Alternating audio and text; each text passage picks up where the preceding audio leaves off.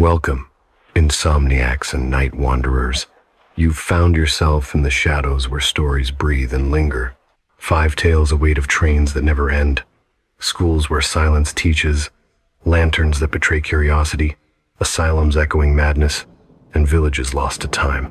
Listen closely, for fear is not outside these walls. It resides in the spaces you cannot see. Tonight, you'll not only hear the stories, you'll feel them, and perhaps carry them home. Keep the lights on or don't. The choice is yours. The perpetual loop of line 9. I don't remember when I first started riding the late train. Maybe it was the overtime, or maybe it was because I just couldn't stand the quiet of my apartment anymore. Either way, line 9 became part of my routine, a steel artery pulsing through the city, ferrying the sleepless, the drunk, and the lost back home. That night was supposed to be like any other. The station clock read 12. 47 amperes. When I swiped my card, the fluorescent lights buzzed overhead, casting that sterile yellow glow that always made the concrete look older than it was. The platform was nearly empty, just a janitor mopping lazily near the far end, and a couple in business suits murmuring to each other, their voices too soft to make out. When the train arrived, its brakes screamed a long metallic wail that scraped against the spine. I stepped inside, half dreaming, half dreading tomorrow. The doors shut behind me with a pneumatic hiss, sealing me into that familiar hum of electricity and motion. The car smelled faintly of metal and rain. My reflection in the window looked pale, washed out by the flickering lights above. I found a seat near the back and loosened my tie. The air conditioner rattled overhead, an old system that coughed more than it breathed. Outside, the tunnel walls slid past like black silk. I pulled out my phone. No signal. I wasn't surprised. Line 9 always dipped underground deeper than the others. Some say the city built it over an old mining system. Others whispered it cut through an abandoned graveyard. I never cared for ghost stories. Not until now. After a few stops, the last of the passengers disembarked. A woman in a red scarf nodded briefly at me before stepping out. I remember thinking her eyes looked tired, like she'd seen something she couldn't unsee.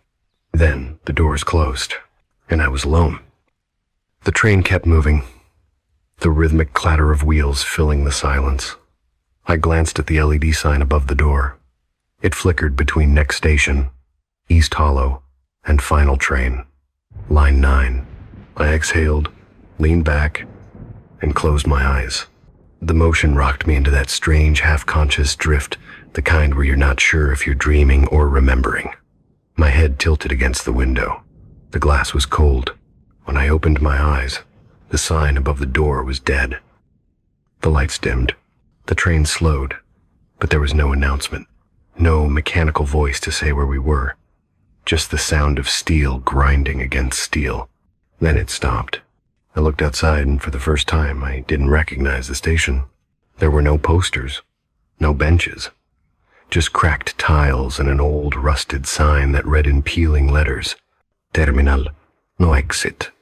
I laughed under my breath, a nervous, stupid sound. Okay, I said to no one. Maintenance stop? That's fine. But the doors opened. Cold air seeped in, thick with the smell of rust and something else, old water maybe. I could hear the faint dripping echo from somewhere far down the platform. Hello? I called out. My voice bounced back at me, distorted. Nothing. I should have stayed on the train. I know that now. But curiosity, it does something to you when the world goes silent. It fills the air with the idea that maybe someone is waiting just beyond the darkness. So I stepped out. The moment my foot touched the platform, the lights inside the train flickered and then the door shut behind me. I spun around, pressed the button, nothing. No movement. Just that sound of dripping water again. The train's headlights dimmed. It sat there, humming like a sleeping beast. And then I saw her, a woman, standing near the end of the platform, facing the tunnel. Her hair hung down her back, black and wet-looking, as though she'd been standing in the rain for hours. She wore something white, not a dress, not a coat, something in between, frayed at the edges. Miss? I called out. She didn't move. Her posture was strange, perfectly still, like a statue carved out of shadow. I walked closer, my shoes echoing against the tile. The air grew colder with each step. When I was about 20 feet away, she spoke, or tried to. Her voice wasn't a voice at all. It was a whisper, caught in feedback like an old tape rewinding. And then she said my name. Ethan. My stomach dropped. I froze. What did you just say? Ethan, she whispered again. The sound came in fragments, like it was being pulled through static. Ethan. Cross. I took a step back. I don't remember telling her my name. I don't even think I'd spoken to anyone since boarding. How do you know me? Her head tilted slightly, not humanly, not naturally. The movement was too slow, too deliberate. When she finally turned, I saw her face, or the lack of one. It wasn't empty. It was unfinished, like someone had tried to paint a face but stopped halfway smudges of gray, blurred outlines of eyes that didn't blink. I ran. The tunnel ahead was darker than I'd thought, but I didn't care. I sprinted down the track, the uneven gravel crunching beneath my shoes. Behind me, I heard the faint hum of the train powering up again.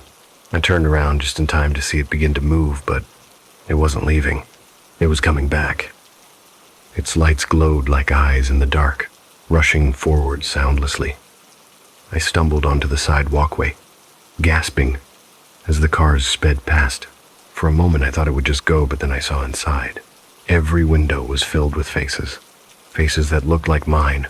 Some old, some young, some crying, some dead-eyed and expressionless. They watched me as the train screeched to a halt again. And for one suspended heartbeat, I swear, I saw the woman standing among them, her formless face pressed against the glass. The doors slid open, and I understood. There wasn't a last train on line 9. There was only the loop. I was never meant to get off. I took a step backward, the tunnel lights flickering, and I could hear them whispering from inside the cars, faint, overlapping, like a dozen versions of my own voice. Welcome aboard, Ethan. Forever aboard. Him. Forever.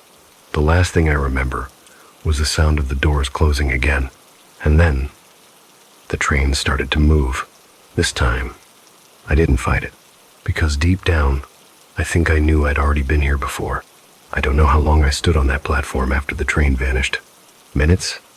Hours? Time is slippery underground. It moves like oil, slow and heavy, until you realize it's already drained away. At first, I told myself it was just a blackout. Maybe a maintenance stop gone wrong. Maybe the conductor took a break. Maybe something. People like me, we always reach for the rational explanation first, because if we don't, the world stops making sense. And I needed it to make sense. The sign above the tracks, the one that said terminal, no exit, flickered faintly in the dark. I watched it pulse like a dying heartbeat, the letters glowing a sickly yellow before fading back into shadow. No exit. The words itched at the back of my skull. I called out again, louder this time. Hello? Anyone here? The sound bounced down the tunnel, thin and distorted. Then it came back, weaker, almost like an echo that had forgotten what it was repeating. I took a few steps toward the far end of the platform, my shoes scraping dust from the tiles. I passed a bench metal rusted through in places. Someone had carved something into it, deep enough that the edges had corroded. 4 words. Stay on the train. I froze. The letters looked fresh. Not decades-old graffiti, but new. Someone had been here recently. My throat went dry. Who wrote this? I whispered to the empty air. Of course, nothing answered. But then I heard a sound. It came from down the track. Soft, rhythmic, like footsteps, bare feet on metal. I turned toward the tunnel. The darkness there felt thicker, like something you could drown in. Hello? The footsteps stopped. A pause. Then a whisper so faint, I almost mistook it for air movement. Not again. The voice was male, ragged, tired. I swallowed. Who's there? No reply. Just a faint metallic clang as if something brushed against the rail line, and then silence again. I stepped backward until my legs hit the bench. I sat down, more to stop shaking than anything else. The air felt heavy, stale, like the breath of something ancient and asleep. That was when I noticed the station map. It was half covered in grime, the plastic surface cracked in several places. I wiped it with my sleeve and what I saw didn't make sense. Line 9 wasn't a loop. It never had been. It ran straight across the city. I knew that. I'd seen the maps before, but on this one, it was a loop. A perfect circle, and in the center, where the maintenance depot should have been, someone had written in marker, Terminal. My hands started to tremble. I took out my phone. Still no signal. But the battery, that's what really scared me. It hadn't dropped a single %. After hours of no service, no light, no usage, the percentage hadn't changed. It just read 43%. Frozen. Time, battery, memory, all of it stopped. Something deep inside me whispered, "You're not supposed to be here." I tried to laugh it off, tried to tell myself it was just my brain short-circuiting. Sleep deprivation, maybe. But then I heard it again, the train. That low rumble from somewhere deep in the tunnel, building slowly. I jumped to my feet, staring into the black. The vibration grew until the metal floor beneath me started to hum. Then headlights. Twin beams cut through the dark. The screech of steel filled the air, and the wind of its arrival blasted across the platform, thick with the smell of ozone, and something burnt. It was the same train, same number, same flickering carriage lights. The doors opened with a hydraulic sigh. Inside empty. I didn't want to get back on. Every part of my body screamed no. But something else, something older, instinctive, told me that staying here would be worse. So I stepped inside. The doors closed immediately, almost as if they'd been waiting. The lights flickered. Once, twice, and then steadied. The hum of motion returned. I exhaled shaky, uneven. I sat back in the same seat I had before, near the end of the car, and that's when I noticed it. There was someone else sitting across from me. It looked familiar. Dark suit, untied tie, same posture, slouched in exhaustion, his face hidden behind his hand, like he was rubbing his temples. I stared. He didn't move. "Hey," I said quietly. "Are you okay?"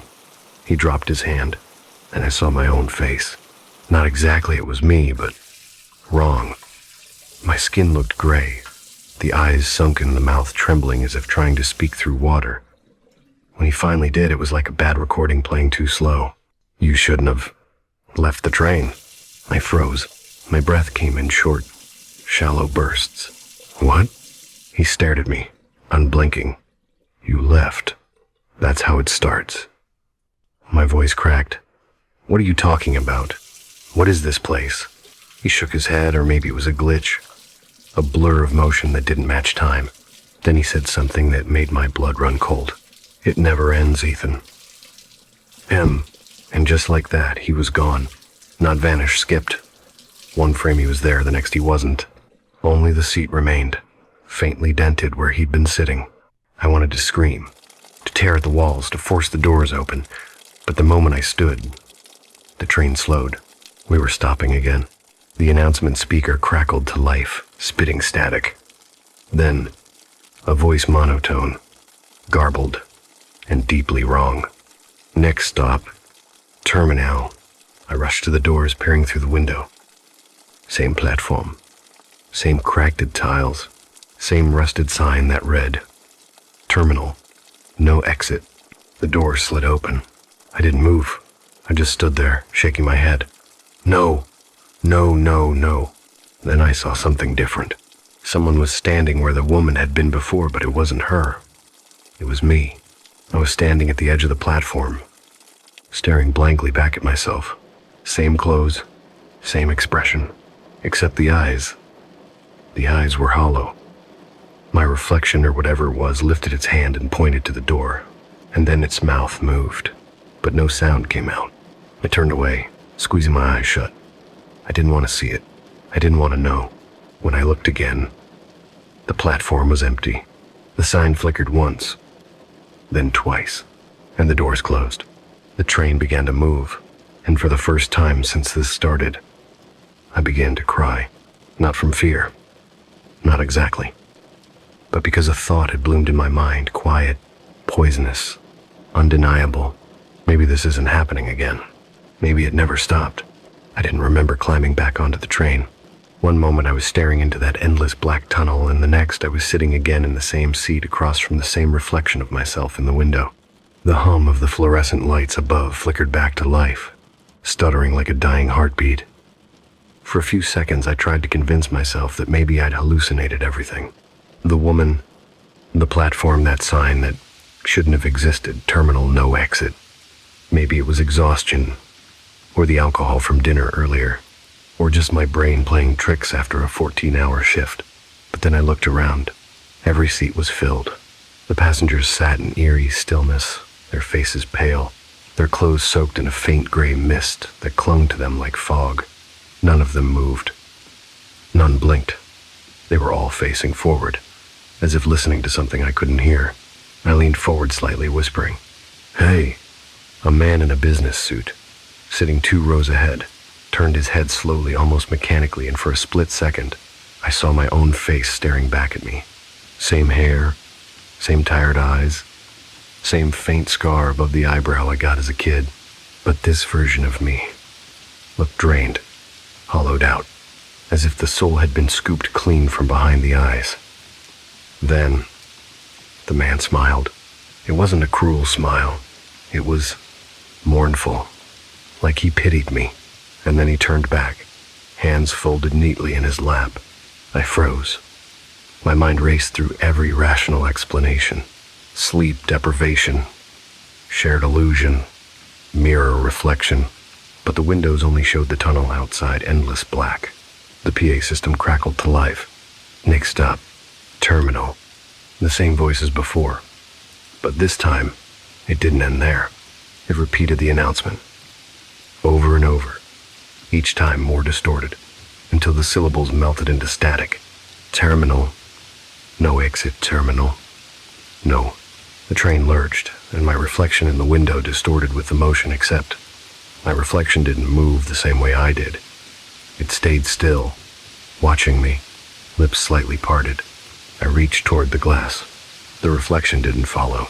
My fingers trembled as I touched the cold surface, and for a heartbeat it felt warm. The lights flickered again. Now the faces around me began to shift. Not drastically, but subtly, unnervingly. The old woman in the corner now had eyes too wide for her face. The teenager scrolling through his phone had fingers that moved too fast. The man with the newspaper was reading upside down, his lips silently moving, whispering words that didn't exist. And yet, the moment I blinked, everything looked normal again. That's when I realized something else. Every passenger was someone I'd seen before. The woman across the aisle, she looked exactly like a barista from the cafe near my office. The old man near the door, I'd seen him at the station earlier this week, arguing with the ticket machine. The teenage boy, he'd sat across from me 2 nights ago. Every single face was a memory. People I'd seen in passing, now sitting in perfect silence around me, breathing in unison. It was like the train had collected everyone I'd ever shared a moment of eye contact with and trapped them here. Then, something shifted in the air. A low hum began, almost too faint to hear a vibration deep in the metal beneath my feet. The fluorescent lights pulsed in rhythm. Slowly, the passengers began to turn their heads toward me, one by one. Dozens of faces, all familiar, all wrong. Their eyes glowed faintly, not with light, but with recognition. I pressed myself back into the seat, shaking. "What? What do you want?" The barista's lips moved. Her voice was like a whisper, crawling through static. "You're one of us now, Ethan." What? "No, I'm not." The businessman, the one who looked like me, turned again, this time standing. The sound of his shoes scraping against the metal floor echoed through the car. He smiled that same sorrowful smile and said softly, "You've been writing for a while." "No. I got on it." He tilted his head. "Do you even remember where you boarded?" I opened my mouth to speak, but nothing came out. Because I didn't. I remembered The night, the rain, the exhaustion. I remembered the doors closing, the rumble of motion, but not the platform name, not the exact time, not the direction I was heading. The train shuddered again.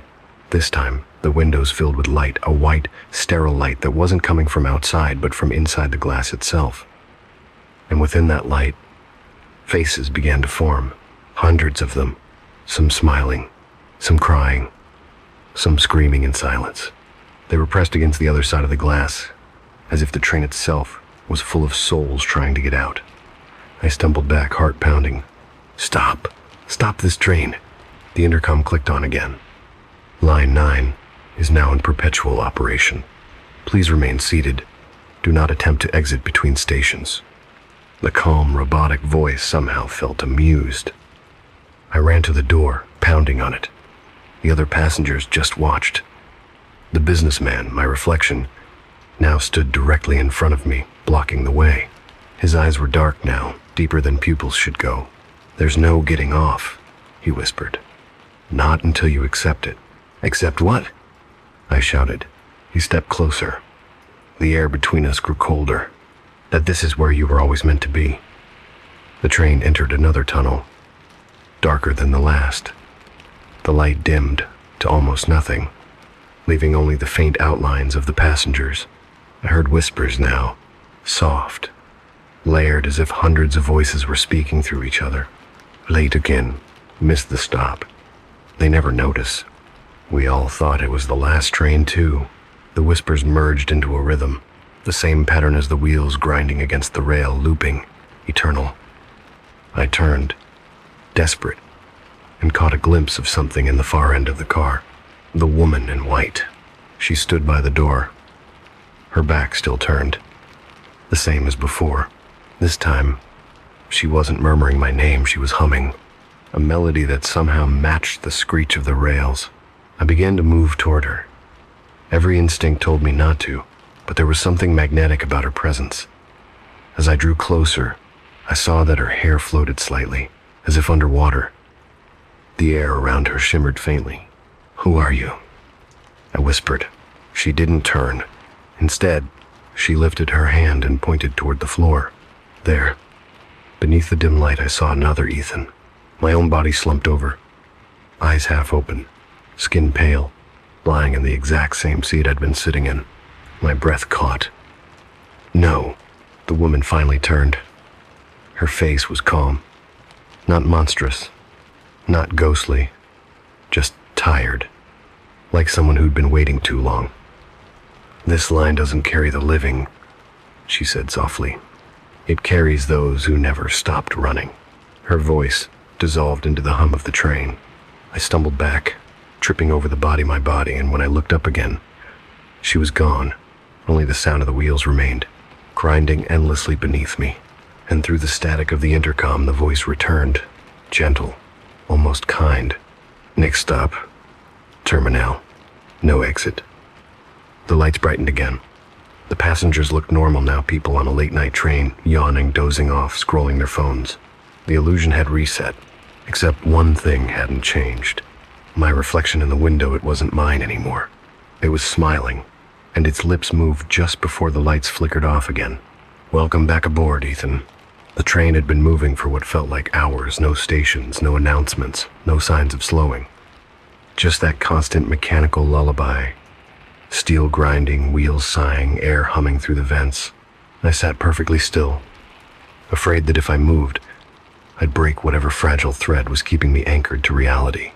The car was nearly empty now. The businessman version of me was gone.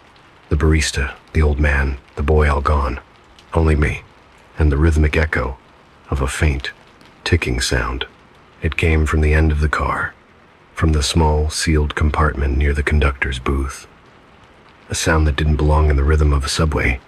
Tick, tick, tick. I rose from my seat. The motion lights above flickered on, one by one, following me as I walked toward that sound.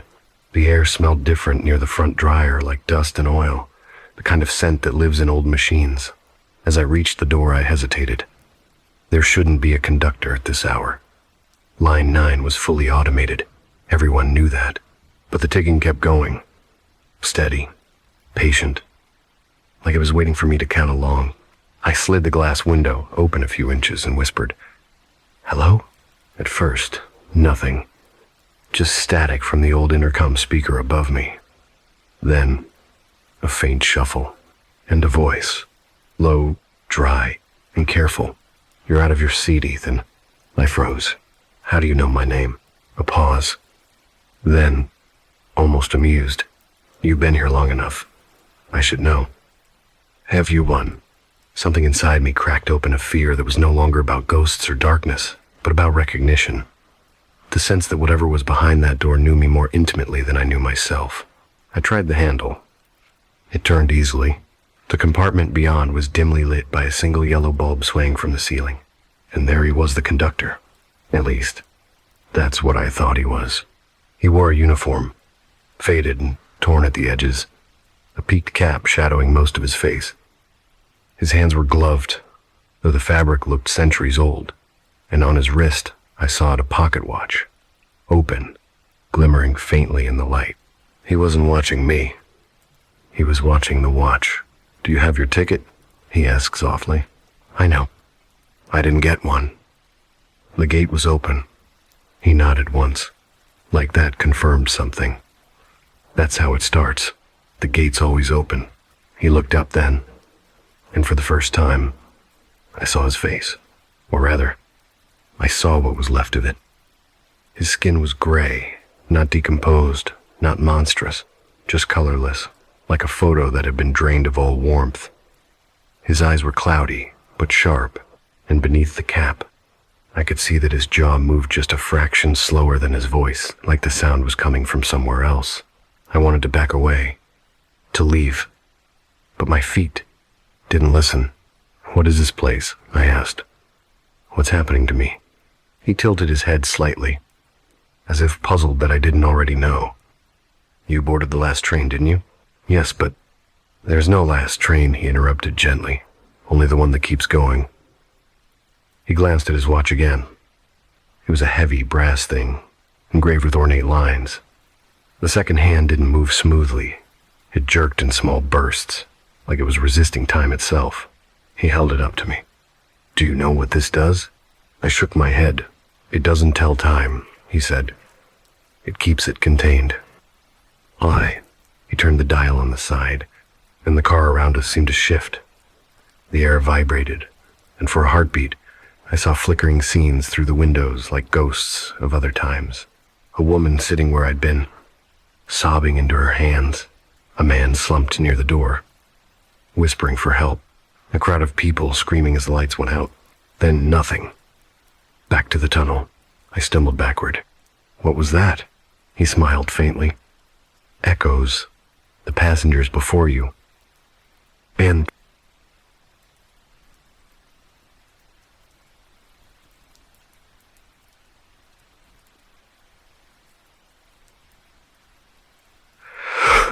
"The ones who never got off?"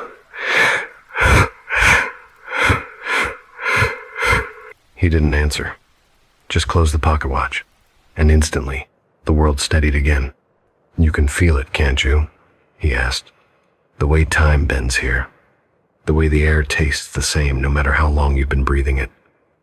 I nodded slowly. "I don't know how long I've been here." "You don't need to," he said.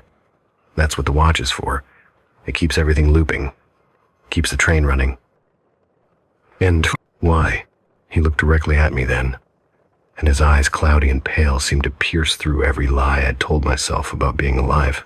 "Because if it ever stops," he said softly, "everything you've forgotten comes rushing back." He leaned closer. "And you've forgotten a lot, Ethan." I backed away, shaking. "No, I just fell asleep. That's all this is. I fell asleep and..." He snapped the watch shut. The train screamed. The lights went out completely. The only illumination came from the glowing numbers on the face of the watch, spinning, reversing, spinning again. And in the pitch black, I heard voices, hundreds, whispering my name. "Ethan. Ethan Cross." I pressed my hands to my ears. "Stop! What do you want from me?" The conductor's voice rose from the dark. Calm. Controlled. "I want you to remember where you were going. I told you, home. Not tonight. He was behind me now. Before all this. Before the trains. Before you started taking the last one every night. My breath caught. I couldn't remember. I tried to recall the office, my apartment, my friends, but everything blurred together into the same gray haze as the tunnel. You used to sit in silence, staring at your reflection, the conductor said. You thought the city owed you something. You thought the world stopped noticing you. His tone shifted, less pity, more finality. And now, it has. The ticking grew louder, faster, overlapping itself. The sound filled my skull until I thought it might split open.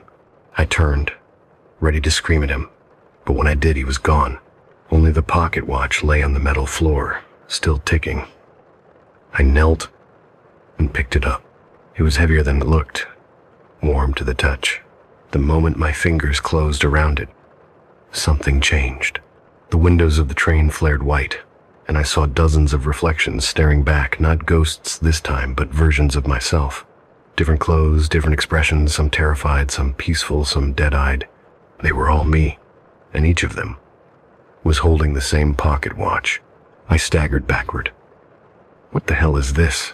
A whisper answered, threading through the clatter of the wheels. You took his place. The realization hit me like a wave of nausea. The empty compartment, the missing passengers, the fact that I couldn't remember boarding. I was never meant to arrive. The pocket watch in my hand began to glow faintly, pulsing in rhythm with my heartbeat. I wanted to drop it, but I couldn't. My fingers were locked tight around it. Then, in the reflection, I saw him again, the conductor standing behind me. Though when I turned, the space was empty. His voice was everywhere now, echoing from every direction. Time doesn't end here, Ethan. It folds. You turn it. It turns you. That's the loop. The lights flickered violently. The ticking accelerated until it became a constant hum. And then, everything stopped.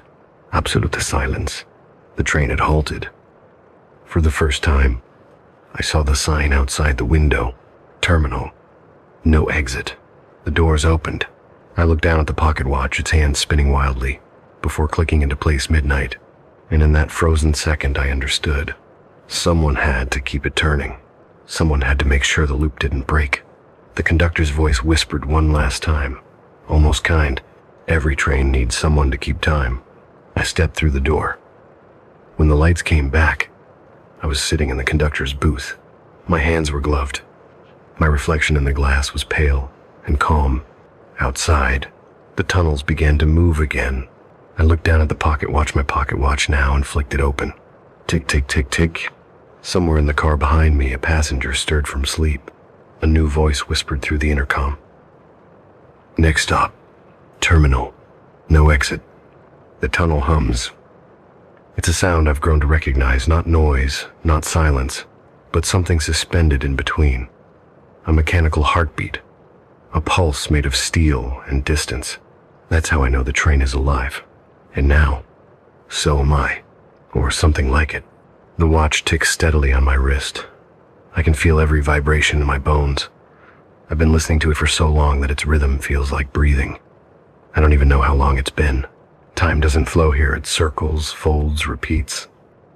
Like the rails beneath us, endlessly curved. It's been days, or maybe minutes, or maybe I've been here forever. The car behind me is quiet. There's always someone in it, a single passenger, asleep, always different, always the same. Sometimes it's a man in a suit, slumped against the window. Sometimes a young woman clutching a sketchbook. Sometimes a child, small and still, holding a toy. But no matter who it is, I know what's coming for them. They'll wake up when the lights flicker. They'll stand, confused. They'll walk to the end of the car and whisper a name. Sometimes it's mine. Sometimes it's their own. Then they'll hear the ticking, and the loop begins again. I remember the first time I heard it, before I became what I am now. I thought it was just the sound of the train, the old gears or the electric hum. But now I know it's not that simple. The ticking is the debt, the rhythm of every second stolen, every thought erased, every memory bound to the tracks. I've seen what happens when the watch stops. It was months ago at least. That's what it felt like. There was a woman named June. She boarded the train at exactly midnight, carrying a red umbrella. She looked exhausted, like someone who hadn't spoken to another person in years. She didn't sleep. She sat and stared at her reflection in the glass. When she saw me, she smiled, faintly. "I've been waiting for this one," she said. The last train, when the ticking slowed, she noticed. She reached out and touched the watch before I could stop her. The moment her fingers brushed it, the sound stopped. The hum of the train fell silent. The lights died. And for one heartbeat, one single, merciful heartbeat, I heard the city again. Cars, voices, wind, life. Then the world folded. The next thing I saw was her sitting where I had once been, head bowed, eyes closed. And I was standing where I am now. That's how it happens. That's how the loop continues. The moment someone touches the watch, the balance resets. They take my place. I become the echo. I lean against the glass partition now, listening. The car hums quietly. The passenger tonight is a man in his early 30s, tired, eyes dark from sleeplessness. He wears the same gray coat I used to wear. He looks familiar, too familiar. He's reading a paper, but the words are wrong, shifting, alive, rearranging themselves into a language that almost makes sense. I whisper into the intercom, voice low and deliberate. "Next stop, terminal, no exit." He doesn't look up, not yet. But I can feel the fear blooming inside him, slow and invisible, like a bruise beneath the skin. That's how it starts. Always. He'll start to notice the details soon. The condensation on the glass that doesn't fade. The way the reflection doesn't quite match his movement. The faint shape of the conductor's booth just out of sight. He'll wonder how long he's been riding. He'll think about getting off. And then he'll hear the ticking. It's cruel, in a way, the cycle. But it's also necessary. The train runs because someone must believe it's moving. The city above sleeps because someone must bear the dream. The dead don't always stay buried, and neither do the forgotten. Every lost commuter, every face turned away from the mirror, every person too tired to care, they all end up here eventually. Line 9, the line that never ends. Sometimes I talk to the reflections. When the lights flicker, the windows come alive, dozens of versions of me staring back. Some are older, some younger. Some look peaceful, others terrified. I try to ask them questions, but they only mouth the same words over and over. Time folds. You turn it, it turns you. That's what the conductor told me before he vanished. Before I became him. The truth is, I don't even remember what his face looked like anymore. Maybe that's how it works. Maybe the moment you take the watch, your past dissolves because time doesn't need history to keep moving. It only needs motion, and the train never stops. There's something else I've begun to notice lately. The longer I stay, the more the watch whispers. Not in words, exactly, but in images, memories that don't belong to me. I've seen snow-covered tracks under a crimson sky, a girl waiting on a platform with no station name, a city collapsing into its own tunnels, and sometimes a door, a rusted metal door that says exit, glowing faintly in the dark. But whenever I try to remember where it leads, the train lurches forward, and the thought is gone. The passenger stirs. He drops his newspaper and rubs his eyes, looks around, the first signs of awareness. He glances toward the window. The reflection doesn't move with him. That's when it begins. He stands, uncertain, staring down the length of the car.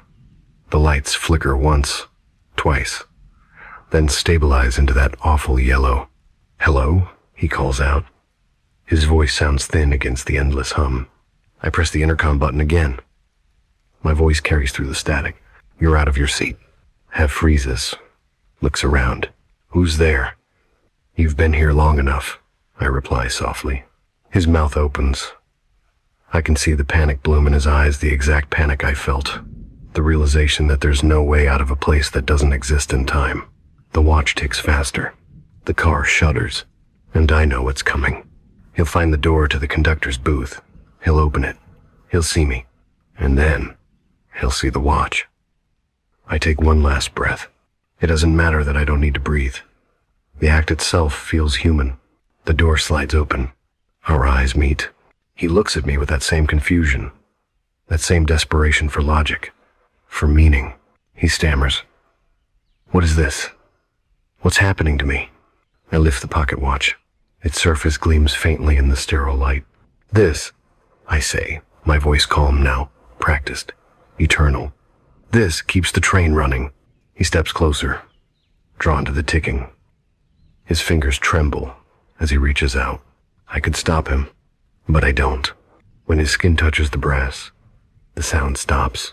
For a moment, the entire world goes quiet. The hum, the lights, even the air, then a heartbeat, and everything begins again. I am standing in the aisle. The booth behind me is closed. The new conductor sits inside, staring at his reflection in the glass. I look down at my hands, uncovered now. Human again. The pocket watch is gone. The train moves forward, steady and infinite. I take a seat by the window and watch the tunnel blur past. For the first time, I see faint shapes in the darkness, stations that almost exist, cities that almost breathe. Maybe I'll wake up at the next stop. Maybe I won't. It doesn't matter, because somewhere, far down the tunnel, I can already hear the announcement echoing again. Next stop, terminal, no exit, and beneath it, a whisper, overlapping my own thoughts. "Welcome aboard, Ethan. Forever aboard." The train hums, the watch ticks, and the loop holds. The lesson of silence. It was raining when I first saw the night train. Not the kind of rain that drenches or cleanses, no, it was thin, hesitant, like the sky was exhaling something it didn't quite want to let go. The platform lights turned the drizzle into threads of gold and smoke.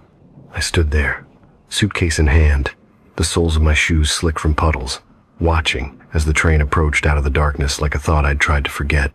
It shouldn't have been running at that hour. No train was scheduled past midnight from Halden Station. But there it was, an old carriage, dull silver under the rain, edges softened by mist. It moved slowly, too smoothly, like a shadow pretending to be metal. I remember thinking that its windows were darker than they should have been, not tinted, just absent, like there was nothing inside to reflect. I wasn't planning to get on. I'd come to the station out of habit more than purpose. My apartment was a block away, and every night I'd walk past the tracks just to hear something move in the distance. I used to tell myself I missed the sound of departures. My father had been a conductor once before he disappeared. That's how people said it. Disappeared, not died. He had boarded a night train like this one 22 years ago and never arrived at the next stop. No wreck, no trace, no record, just silence. So when I saw the train that night, something in me leaned toward it like a compass needle quivering to its opposite. The doors opened with a soft sigh. I expected to see someone step out, but no one did. The platform remained empty, echoing with that strange hollow hum that comes before a decision. I stepped closer. The paint on the carriage was chipped, flaking away like old wallpaper. Near the door, I could just make out faint lettering beneath the grime. Line 23. That number froze me. Line 23 had been discontinued. The same year my father vanished. The rain hissed louder. I could smell the metallic breath of the train rust, oil, and something sweet underneath, almost floral. I should have walked away. I know that now. But curiosity is a sickness that wears the face of reason. I climbed aboard. The air inside was warmer than I expected. Stale but soft, like an old theater. Rows of seats stretched down a narrow corridor, and the walls glowed faintly. The kind of glow that comes from things that haven't been touched in decades. I thought I saw movement near the far end, a shape slipping between carriages, but when I blinked, it was gone. I chose a seat by the window. Outside, the station lights were dimming, as if the night had swallowed their power. I tried to tell myself this was just a decommissioned train, maybe parked here for maintenance, or an old carriage used for movie shoots. But the moment I sat down, the floor trembled beneath me. The train began to move. It didn't lurch forward like a normal train, it glided, noiselessly, as if the wheels were floating above the tracks. My first instinct was to stand, to find a conductor, someone to explain what was happening. But when I turned toward the door, I saw figures, passengers. They sat scattered through the carriage, each motionless, each turned slightly toward the windows. Their clothes were dated wool coats, long skirts, hats with ribbons dulled by time. None of them moved, not even when the train swayed. I couldn't hear their breathing. I couldn't even see it. I tried to speak to ask if this was line 23, but my voice came out small, like the air didn't want to carry it. The man across from me, wearing a brown overcoat and gloves, turned his head slightly. His eyes caught mine, and for a moment I thought I saw recognition flicker there. Something startled, almost human. Then I noticed the color of his skin, gray, like the mist outside. I pressed back into my seat. My pulse was racing, and my throat felt dry. I looked out the window to ground myself, to find a landmark, but the landscape outside was wrong. No city lights, no forests, just a vast plain of black water stretching endlessly under a sky that wasn't the same one I knew. There was no reflection, no moon, no depth. It was as if the train was crossing through the shadow of the world. I closed my eyes for a moment, willing myself to wake up, to remember where I was. The rhythm beneath my feet had changed. It wasn't the steady clatter of tracks, but something deeper, slower, like a heartbeat beneath the floor. That's when I saw him, in the reflection of the window standing behind me. A man in a conductor's uniform, face obscured by the brim of his cap. His posture was too still, his shadow too long. I turned sharply and, of course, no one was there. Just the aisle, the rows of unmoving passengers, and the soundless hum of the train. But the reflection, it didn't vanish. It lingered, faint but clear, a man-shaped distortion in the glass. And though I couldn't see his eyes, I could feel where he was looking, directly at me. I stood up. My voice was louder this time. "Excuse me, where is this train going?" No answer. Only the echo of my words bouncing off the metal walls, swallowed by the hum. I moved down the aisle, passing the frozen passengers. Their faces were too smooth, like wax-preserved expressions of thought mid-sentence. A woman's hand clutched a photograph. A child's toy lay in the seat beside him, cracked but clean. Each of them seemed caught in the act of waiting. At the end of the carriage, a door led to the next car. I hesitated, then pulled it open. The air changed cooler, sharper. The lights flickered, and I caught a faint scent of my father's cologne. Impossible. He had been gone for 22 years. I whispered his name, half afraid the sound would make it real. The corridor stretched ahead, endless and dark. Somewhere in that darkness, something clicked, rhythmic and patient, like the winding of a watch. And beneath it all, I thought I heard a whisper, soft and deliberate, rising and falling with the train's motion. "Tickets, please." And the voice that asked for tickets didn't come from in front of me. It came from inside the sound, as if the train itself had spoken through its trembling walls. I turned, but the aisle was empty. The passengers sat exactly as before, their stillness absolute, their heads slightly tilted as though they were listening too. The whisper returned, closer this time. "Tickets, please." I froze. The words carried the weight of ritual, not routine. Each syllable dragged through the air like a key scraping across old wood. I gripped the edge of a seat and forced my voice to steady. I don't have one," I said. "I wasn't supposed to be here." The train seemed to sigh. Something heavy shifted beneath the floorboards, a slow exhalation of gears and breath. When I glanced toward the reflection again, the conductor's outline was back in the glass. His cap shadowed his eyes, but the faint gleam of a watch chain glimmered across his chest. The lights flickered once, then steadied, and suddenly, there was someone sitting across from me. She hadn't been there a moment ago. A young woman, maybe mid-20s, in a traveling coat buttoned all the way to her neck. Her hands were folded neatly in her lap, but her nails were dark, not painted, just dark. I stared, unsure if she was one of the wax passengers who had come to life, or if she had been watching me all along. "You shouldn't answer him," she said softly. He's only calling for those who remember their names." Her voice trembled like glass touched by wind. I opened my mouth, then closed it again. "What do you mean?"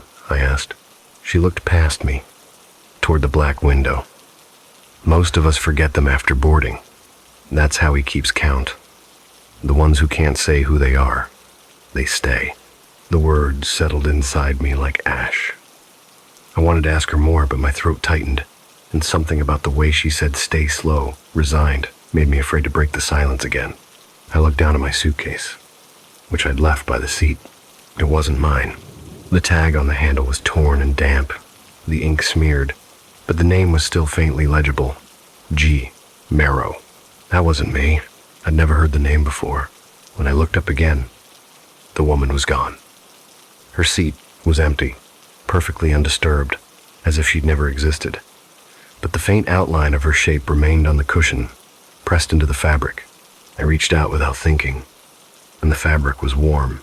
The train lurched slightly. I turned toward the aisle, and this time I saw the conductor. He was moving toward me. Slow, deliberate steps, gloved hands clasped behind his back. His uniform looked immaculate despite the decay around him, the silver buttons polished, the cap perfectly straight. His face was not grotesque, not monstrous. It was worse. It was indistinct, like a photograph that had been overexposed, leaving only the shape of what used to be a man. He stopped a few seats away. "Ticket," he said. I swallowed. "I don't have one." He tilted his head slightly, as though examining something under glass. "Everyone has a ticket," he replied. "It may not be in your hand, but it's always somewhere." He extended his palm toward me. The gesture was polite, expectant. His glove was clean black, but at the cuff, I could see a thread of red, not fabric, but something softer, wet. "I'm not supposed to be here," I said again, quieter. "I just saw the train. I got on." His head tilted to the other side. "Ah," he murmured. "Then you're late." I didn't understand what that meant, but before I could speak, he pointed at the suitcase. "May I?" I hesitated, then nodded. He opened it with slow precision. Inside was a single object, folded sheet of yellowed paper. He unfolded it carefully and read. His lips did not move, but I heard the words, as if whispered in my ear. "Gareth Marrow, line 23, final transit." He looked at me. "This is your name." "No," I said. "That's not me." He blinked, or perhaps the shadows on his face simply shifted. "Names are slippery things," he said. "They change when forgotten long enough, but they always find their way home." He placed the paper back into the suitcase and closed it. Then, without warning, he leaned slightly forward, and I could smell him the faint scent of iron and rain, like an old railway track after a storm. His voice dropped to a whisper that seemed to crawl directly into my ear. "Would you like to remember?" The question was a trap, but I didn't know how to avoid it. My heartbeat drowned out thought. I said nothing. He straightened again. "Very well," he said softly. "We'll see where you disembark." He turned and began walking away. As he moved, the other passengers seemed to stir. A flicker of motion rippled through the carriage, hands twitching, heads turning ever so slightly, lips parting soundlessly. For the first time, I realized their eyes weren't blank. They were watching him. When he reached the end of the car, he stopped and checked his pocket watch. A small click echoed through the air, perfectly in rhythm with the pulse beneath the floor. Then he vanished through the door. I sat there for what felt like an hour. The air felt heavier, thicker, like breathing through cloth. My reflection in the window was beginning to blur. The outline of my face looked softer, less defined. Panic rose like a slow tide. I reached for the suitcase again, but this time, when I opened it, the paper was gone. In its place was a photograph. A family of 3, a man, a woman, and a small boy standing on a platform beside an old silver train. The image was faded, but I recognized the boy instantly. It was me. My father stood beside me, smiling faintly. His cap gleamed with the same insignia as the conductor's. The back of the photo was scrawled with a line in my father's handwriting. Line 23, remember the name. The woman's face was scratched out. I pressed the photo against my chest, and the air seemed to shift again. The hum of the train changed pitch, deepening, vibrating through my ribs. The lights dimmed. Somewhere far down the corridor, a door slammed. The passengers were all looking at me now. Not in unison, not perfectly, but enough that the movement was unmistakable. Their heads turned, one after another, like dominoes falling in slow motion. Their eyes reflected nothing. I stood and stumbled toward the next carriage. The door resisted at first, then gave way with a groan. The next compartment was darker, colder. The windows were fogged from within. My breath clouded instantly. I could hear faint murmurs, dozens of them, weaving in and out of one another. The sound of people remembering something at the same time. I stepped closer to the window and wiped at the glass. Outside, the black water was gone. Now there was land, but not the kind I knew. Hills of ash, forests made of what looked like wires instead of trees. And in the far distance, lights, hundreds of them, blinking like the windows of an invisible city. I turned to retreat, but the door behind me had vanished. The corridor stretched both ways now, infinite, lined with repeating doors. And from somewhere beyond them, that whispering voice returned again. "Tickets, please." Mr. Merrow. The air thinned. My vision swam. I pressed my back to the wall, shaking my head. "That's not my name," I said, my voice cracked. "That's not my name." But the whisper was patient, almost keened. "It will be." I began to run, though, where to I didn't know. The corridors looped, repeating, until the same empty seats passed me over and over. The same passengers, the same vacant faces. I shouted then my own name, the one I'd carried my whole life. But as I said it aloud, it sounded wrong, foreign, hollow.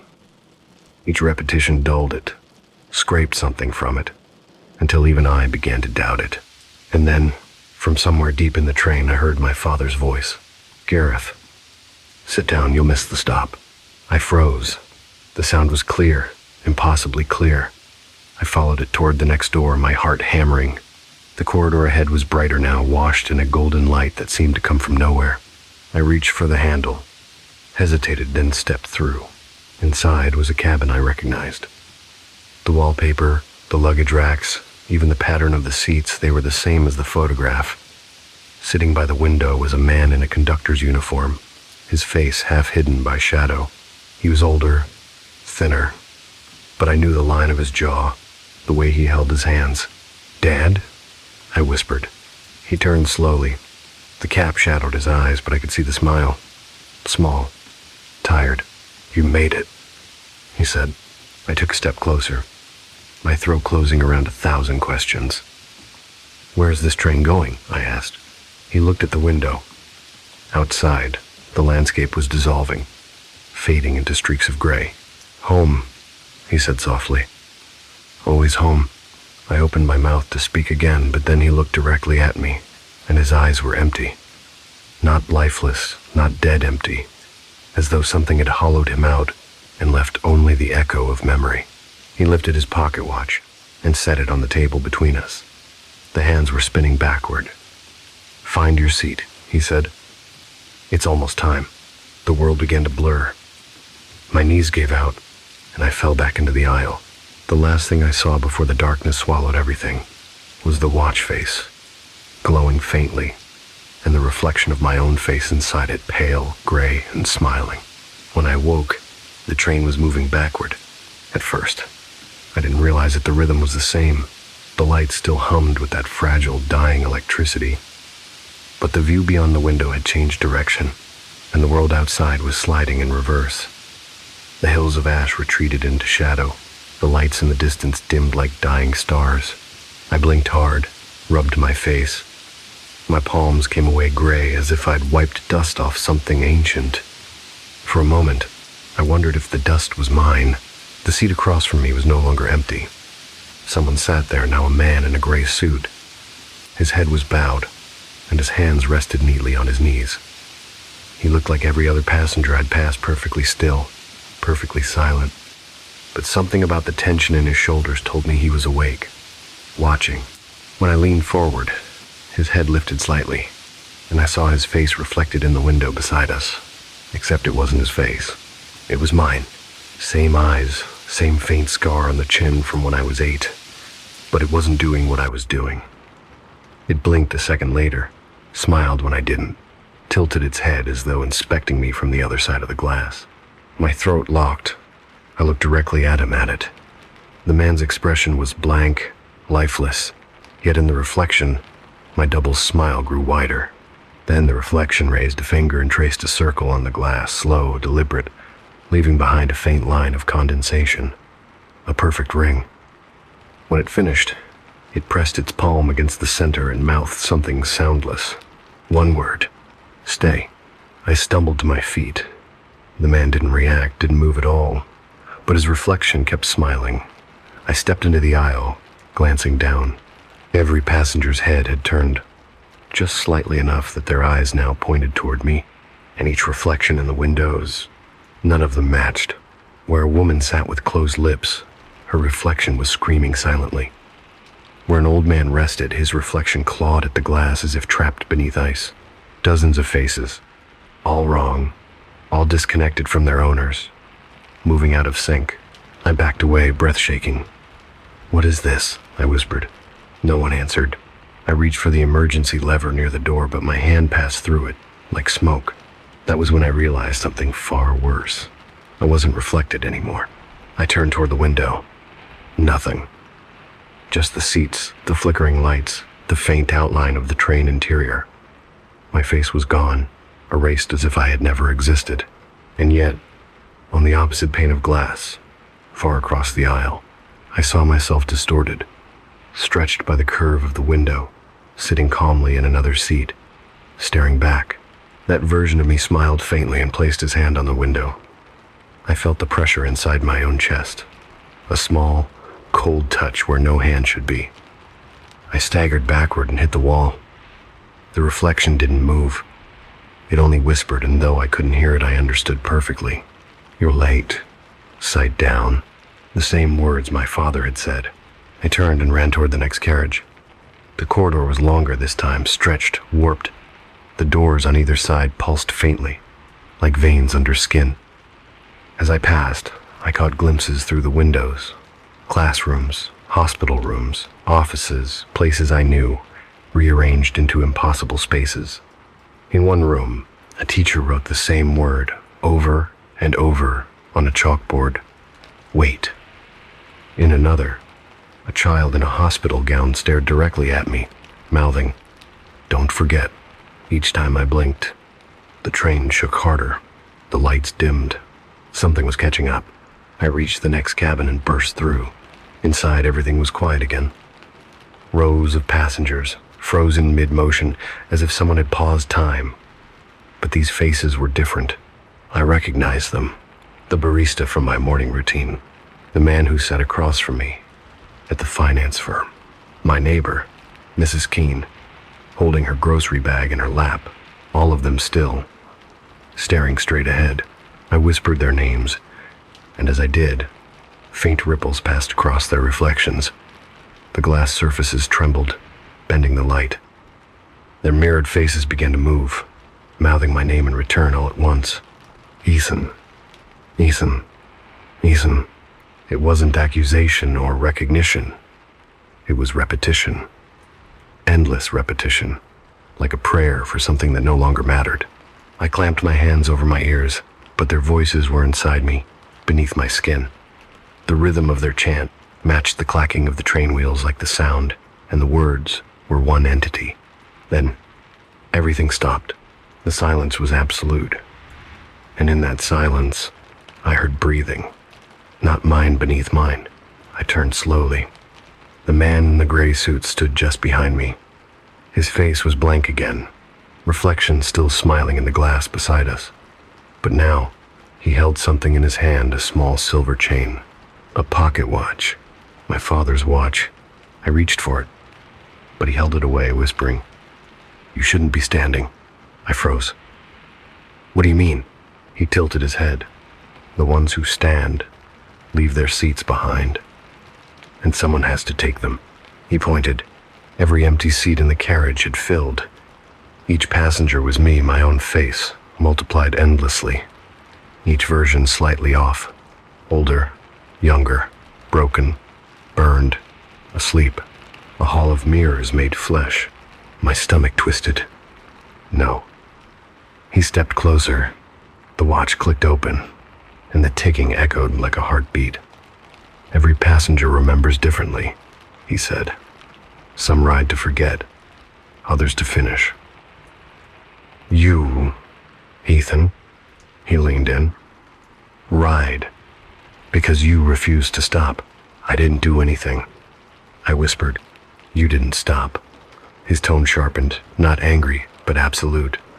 Even after the lights went red, even after she called your name, I tried to breathe, but the air turned thick, heavy as water. Who? I managed. His reflection answered before he did. The woman in the coat, the one who warned me. But now, she stood behind the glass, eyes hollow, lips bloodless, whispering something I could finally hear. You left me on the platform. Memory struck like lightning. Rain, the final train home, her hand slipping from mine as the doors closed, her face framed by the window, mouthing words I hadn't heard. Grace. Her name was Grace. I backed away, shaking. No, that's not how it happened. The man in gray watched me calmly.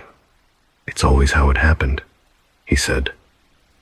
You just boarded before you were supposed to. The lights flickered. The passengers began to dissolve, faces melting into their reflections until there was no distinction between flesh and glass.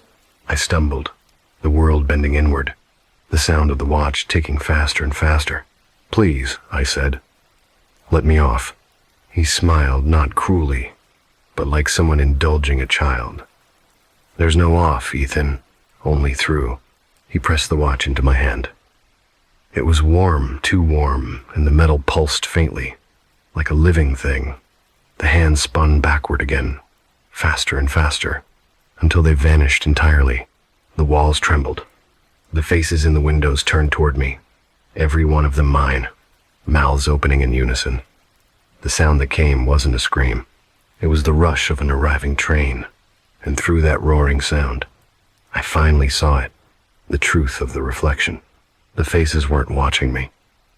They were waiting for me to replace them.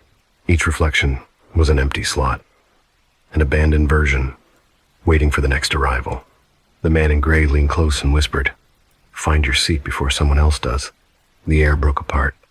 The windows shattered inward, but instead of shards, waves of glassy liquid poured into the car, swallowing light, swallowing sound. I felt myself falling not through air, but through my own reflection, through the surface of my face. And as the world went dark again, I saw the woman's reflection one last time. She mouthed the same word as before, "Stay." Then the door slammed, and I was gone. I woke to the same dull rhythm, the steady metallic pulse of the train wheels on rails that seemed older than the city itself. But something was different. The air inside the carriage smelled of dust and cold metal, yet also faintly of leather and smoke, as if some unseen forge had been burning just beyond the walls. I rubbed my eyes. My hands were gray again, but steadier this time, less like dust and more like stone. The carriage was empty, or so I thought. At the far end, a figure leaned casually against the doorframe, tall, thin, dressed in the faded uniform of a conductor from another century. A cap pulled low, gloves stiff, and a watch chained to his waist. My own watch.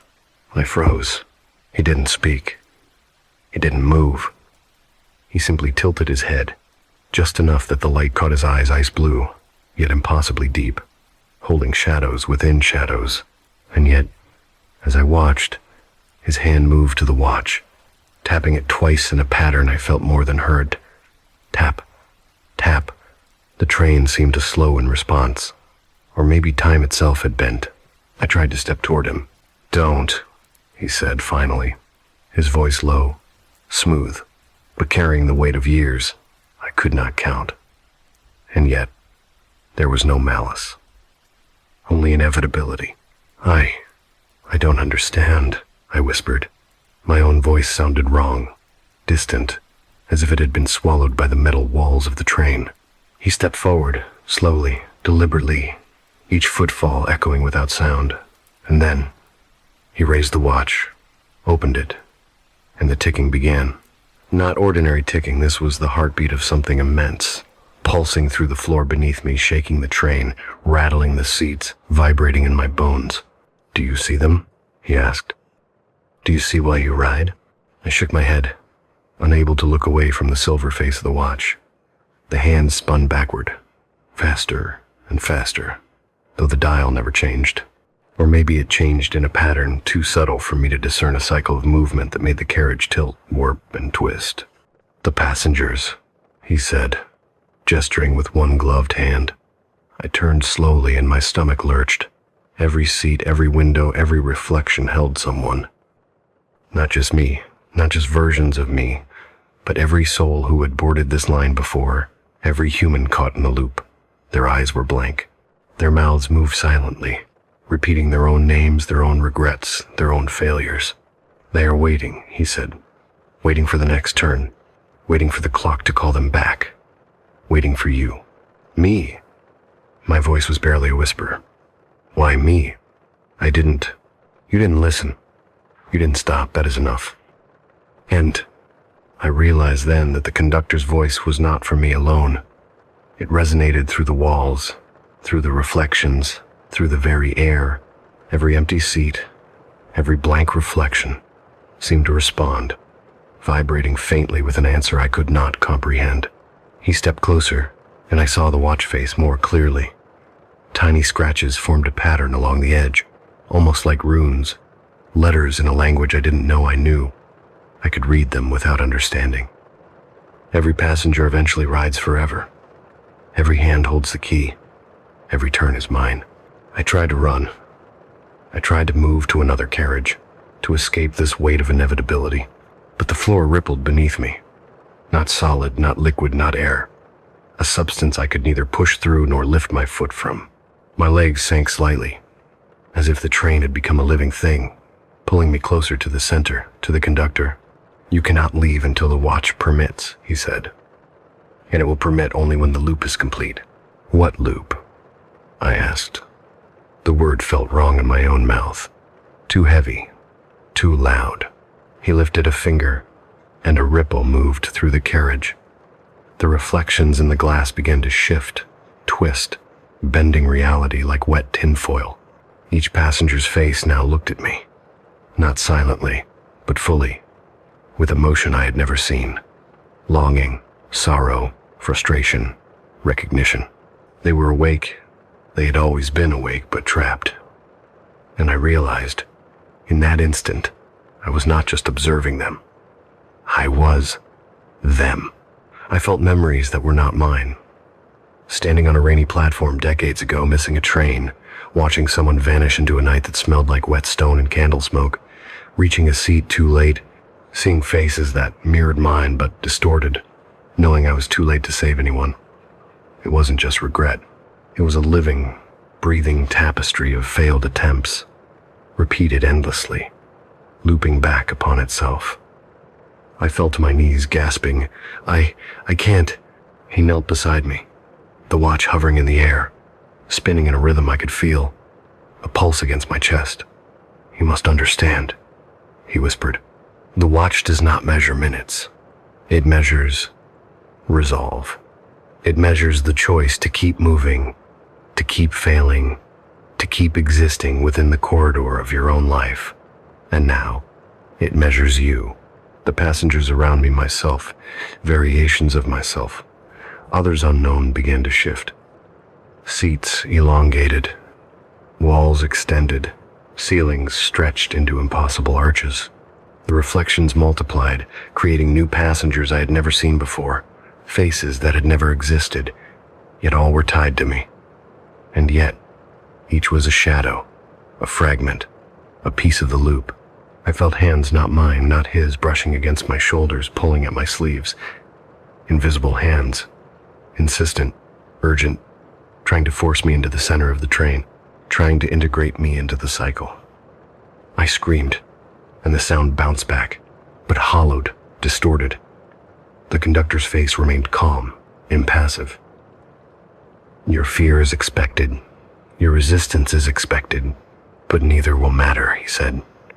"You will take your seat." A door appeared before me, a door that hadn't existed. Its frame was made of metal, old and corroded, etched with symbols I felt more than saw. I knew instinctively that this was the conductor's cabin, the epicenter of the loop. The watch pulsed faster as I approached, each step heavy with inevitability. I touched the handle, cold. My reflection appeared on the glass embedded in the door, a perfect, serene version of myself waiting patiently. I recoiled. The conductor's hand rested on my shoulder. "Do not fear. You are already part of it. You always were. But the choice, the recognition, that is yours to accept." I stepped inside. The door sealed behind me with a whisper, not a slam, not a lock, just a faint acknowledgement. Inside, the walls shimmered with the faces of every passenger who had ever ridden the line. They were frozen mid-motion, crying silently, screaming without sound, bowing, staring. And at the center, atop a raised pedestal, the watch floated, ticking, pulsing, spinning. I knew I had to touch it. I knew. The moment my fingers grazed the chain, the train trembled, reality bending violently. I felt the timeline shift backward, forward, sideways. I saw platforms fold into themselves, tunnels loop into tunnels, passengers repeating the same boarding, same seating, same silent whispers of recognition and failure. And yet, I understood. This was no punishment, no cruelty, no malevolence. It was balance. It was the rhythm of inevitability. The train, the watch, the conductor, all of it existed to maintain the loop, to preserve the endless passage, to give meaning to the countless passengers who had ever boarded. The conductor stepped back. "You are the new keeper," he said. "The watch chooses. It remembers. It calls." The weight of his words fell over me like a physical force. I felt the pulse of the watch in my chest, synced with the heartbeat of every passenger across the line, across time. I felt it in my hands, in my knees, in the very marrow of my bones. I understood finally. I would never leave, not truly, not ever. I would ride as they rode, as all of them had, as all of them would, forever aboard. The watch clicked once, sharply. The train lurched. The reflections merged the faces of past passengers, lost passengers, my own faces. All became one, countless variations, held together by the pulse of the conductor's watch. I sat finally in the seat that had been waiting for me. My hands rested on my knees, heart beating in perfect rhythm with the ticking of the watch. The conductor turned, tipped his cap, and walked away. His figure dissolved into the walls, leaving me alone with the faces, the echoes, the endless, endless loop. I opened my eyes. The carriage was calm again, still and quiet. The lights hummed softly. The wheels rolled forward. And yet, I could hear it beneath everything, the faintest, most persistent sound, the whisper of arrivals, departures, the eternal rhythm of Line 9. And somewhere, far ahead, I knew the next platform would appear, with its own passengers, their own reflections, their own loops. And I, Ethan Cross, would be there, as I always had, as I always would, a keeper of the watch, a passenger, a prisoner, a witness, forever aboard. I no longer remember exactly when the first realization came. Was it the second loop, the 10th, the 100th? Time here does not bend in neat hours and minutes. It coils, spirals, collapses, and stretches, leaving only moments that feel eternal. Each platform, each carriage, each face is a variation of the same story, the same endless ritual. And I'm both observer and participant. The train hums endlessly. Its pulse is the pulse of this liminal world, of the loop that has claimed me.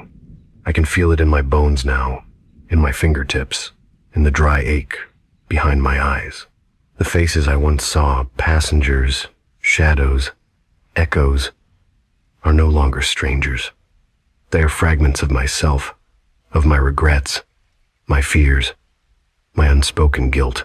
And yet, each iteration is slightly different. A gaze lingers longer here.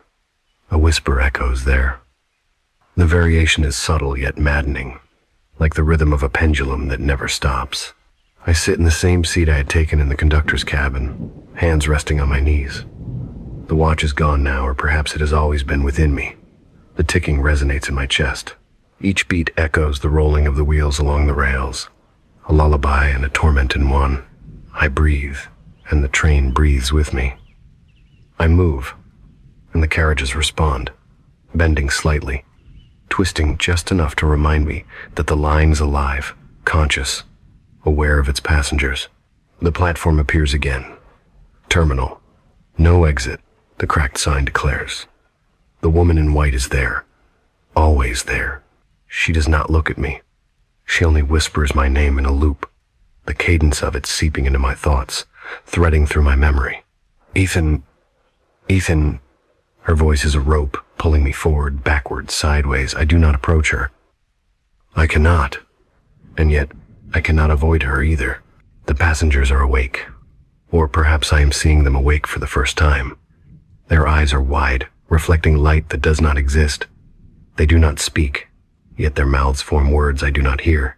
They watch me with an intensity I cannot describe. It is neither malice nor pity. It is recognition, and it terrifies me. I move through the carriages, stepping over shadows that mimic the shape of familiar people. Friends, colleagues, strangers, my own reflection twisted into forms I do not wish to acknowledge. Their hands reach toward me, but pass through like mist. And yet, I feel them. A cold pressure against my skin, tugging at my very existence, reminding me that I am no longer simply Ethan Cross. I am the line. I am its pulse. I am its memory. I try to speak, to call out. My voice emerges, but it is not my own. It carries the weight of all the passengers, past and present, layered atop my own timbre. I say a word, stop, and it echoes backward, forward, in a rhythm I cannot control. The word dissolves into silence, and the silence becomes absolute. I feel it pressing into my ears, my skull, my mind. The silence is not empty. It is full of everything I have failed to do, everything I have feared, everything I have ignored. The light flickers down the tunnel. It is not the Sunday. It is not electricity. It is the recognition of the loop itself, bending and folding upon itself. I step forward. My legs obey, though they do not feel like my own. The train moves in synchrony with me.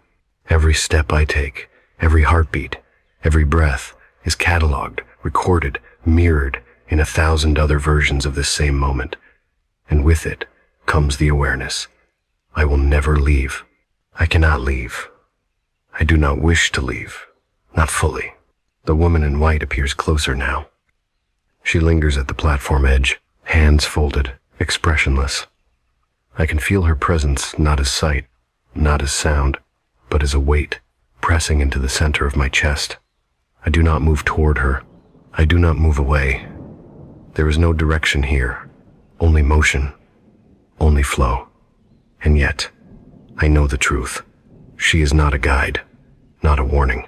She is an anchor, a reminder that I exist within the rhythm of the line. I walk to the front of the train, to the conductor's cabin. The door is open, inviting, unthreatening. Inside, the watch appears again, suspended mid-air, spinning without hands. It is not a timepiece. It is a statement. It is the axis upon which all of this revolves. I place my hand beneath it. The pulse flows into me, through me. My chest expands, my lungs fill with air that is not quite air. My mind opens to the pattern beneath everything. The train bends, stretches, and I see the city outside. Not the city I know. Not the city of streets and lights and ordinary people.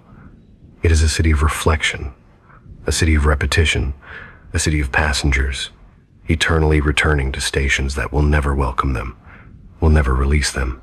And I am both city and passenger, conductor and observer, keeper and witness. I feel the faces pressing closer. They are not hostile. They are not kind. They are expectant.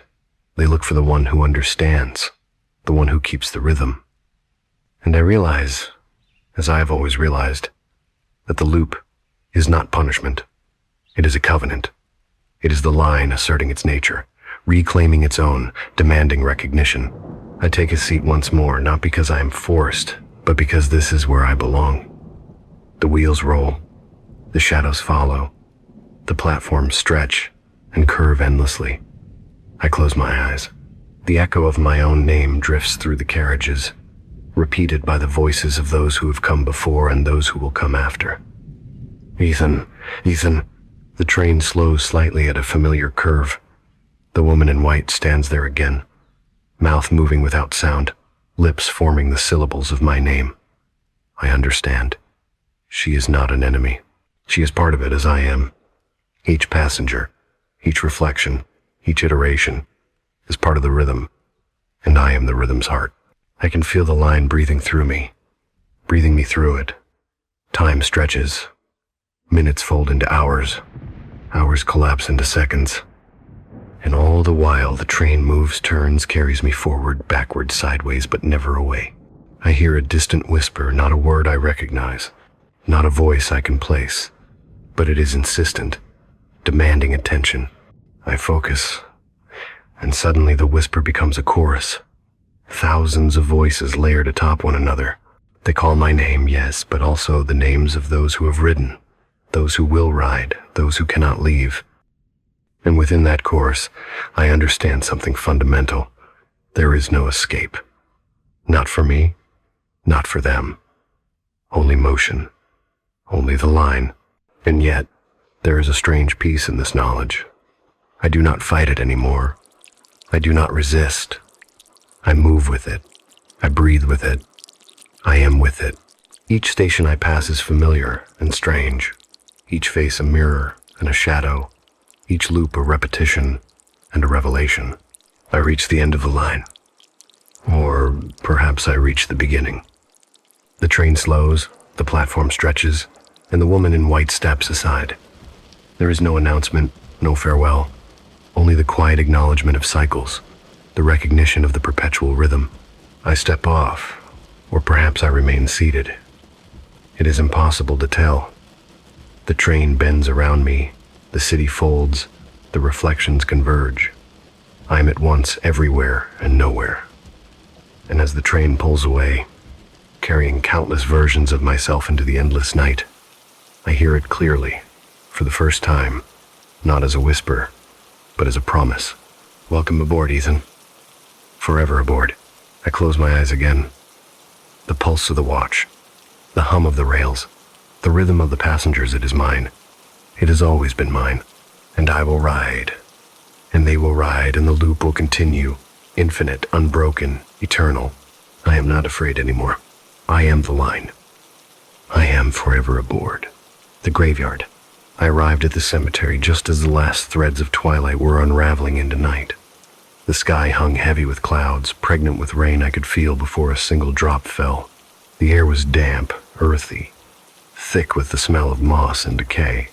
Each step I took along the worn path sank slightly into the soft soil, and the crunch of dead leaves was swallowed almost immediately by the vast, unnatural silence that lay over the grounds. I had visited many old cemeteries in New England over the years, but this one carried a weight that pressed against my chest, subtle and insistent, like the hand of some unseen mourner. My lantern flickered as I lit it, the soft glow throwing warped shadows of the crooked headstones around me. It was not a bright or commanding light. It was an intimate illumination, a personal sphere of warmth I could control. It reassured me, if only slightly, that I was still myself, still tethered to the world of the living. I had come for one purpose, to find the grave of a witch buried long ago, whose final resting place had been altered, perhaps out of fear, perhaps out of ignorance. The local folklore was scant and contradictory, yet tantalizing. In the faded records I had combed through, there were hints, oblique mentions in old journals. fragmented letters, whispers of townsfolk long dead. All of it pointed to this cemetery. All of it suggested that if I found the grave, I might understand something others had feared to even consider. The path forked under the shadow of an ancient oak, its branches gnarled and blackened like arthritic fingers reaching across the sky. I paused, considering which direction to take, but the mist was already thickening, curling around my ankles and climbing, slowly, stubbornly, toward my knees.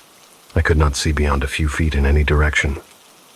Even the lantern's light seemed to fight against the fog, its edges blurring, its glow smudging into gray nothingness. Then I heard it. A sound so unexpected that I stopped walking entirely, holding my breath.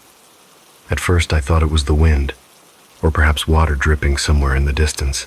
But no, there was rhythm, intention, a musicality to it, a soft, melodic wail that threaded itself through the mist, curling around the trees and stones. It was a cry, yes, but not one that filled the chest with dread. It was inviting, coaxing, delicate, in a way that made my own heartbeat tremble. I took a step forward, lantern held higher. The sound responded, guiding me, turning the thick mist into corridors of possibility. I passed graves with no markers, crumbling headstones, moss-choked epitaphs worn smooth by centuries. Each step made me both uneasy and inexplicably drawn forward, as if the mist itself were alive and breathing, and it wanted me to follow.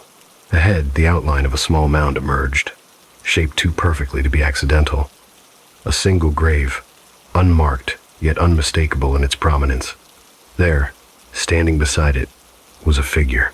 She was pale, impossibly so, almost glowing against the grayness of the mist. Her hair fell loose, dark strands brushing her shoulders. She did not move to approach me, nor did she retreat. She simply stood, watching, and I felt my pulse quicken with a mixture of fear and fascination. I wanted to speak, to ask her who she was, what she wanted. My voice felt caught in my throat, strangled by the fog. And then, a whisper, soft, melodic, floated toward me, carried on no wind I could feel. Light. The light. The words were barely a murmur, yet they resonated deep within me. My hand tightened around the lantern's handle. The ground around the grave was strangely bare. No fallen leaves, no dirt clods, just clean, undisturbed soil. I noticed small scratches around the edge, shallow, deliberate. As I stepped closer, the figure tilted her head, gesturing toward the mound with the gentlest of nods. Her eyes, wide and luminous, held a plea, not for comfort, not for fear, but for participation, for action. I could feel the danger in my chest, a tight knot of something primal, something older than logic. Yet alongside it was curiosity, a gnawing insistence I could not shake. Scholars are like that. The allure of a secret is a rope that binds itself around the heart, pulling you forward even when reason screams to step back. And I was a scholar after all. I could not ignore a puzzle. I could not resist the invitation. I knelt beside the mound, keeping my lantern lifted. She raised a hand, not toward me, but toward the lantern itself. The glow seemed to quiver, flicker, hesitate. She nodded again, and though she did not speak, the message was clear. To illuminate her request, I would need to extinguish my own light. My fingers shook as they traced the edge of the lantern. I hesitated. Rationality warred with impulse. Surely no one could suggest that darkness itself was a solution. But something in the curve of her lips, something almost playful, almost triumphant, convinced me. I pressed down the latch, and the flame went out with a soft, whispering hiss. The mist swallowed me instantly. For a moment there was nothing, not even the sound of my own breathing. Then came the laughter. It began soft, like wind through chimes, delicate and teasing, and then it sharpened, cracked, tearing at the edges of my mind. The figure I had seen, so inviting, so beautiful, erupted into something else entirely. Her pale skin rippled and twisted, her hair fanning out like tendrils of smoke, her mouth stretched into shapes that could not exist on human lips. She was a living distortion, A mirror turned inside out. I scrambled backward, hands clawing at soil, at roots, at nothing. My eyes strained in the suffocating darkness, trying to relight the lantern, to bring back the small circle of comfort I had held moments ago.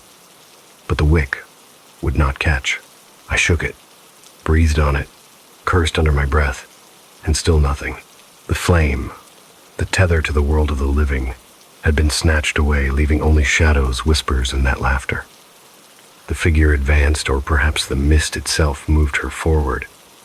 There was no sound of footsteps, only the soft crackle of anticipation, as though the night had leaned in to watch me falter.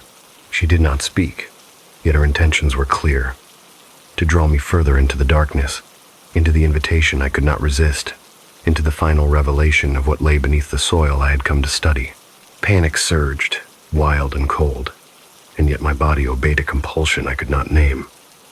I reached for the ground near the grave, my hands scraping against roots and dirt, desperate for purchase, for some tangible reminder that I still belonged to the world I had left. My fingers brushed a small stone, oddly warm under my touch. The figure hovered over it, and I realized it was no stone at all but a candle stub, blackened at the tip, waiting. She wanted me to light it. My hands shook violently, my mind a whirlwind of reason and terror. I took a deep breath. The mist pressed closer, curling around my throat, my face, my eyes. I struck a match, trembling, and the small flame caught. My hand moved instinctively, holding it toward the candle stub. The moment the flame touched, the stub ignited, casting a pale, wavering glow across the mound. I blinked, and the figure's form warped again. Her beauty returned in flashes, only to twist violently when I blinked again.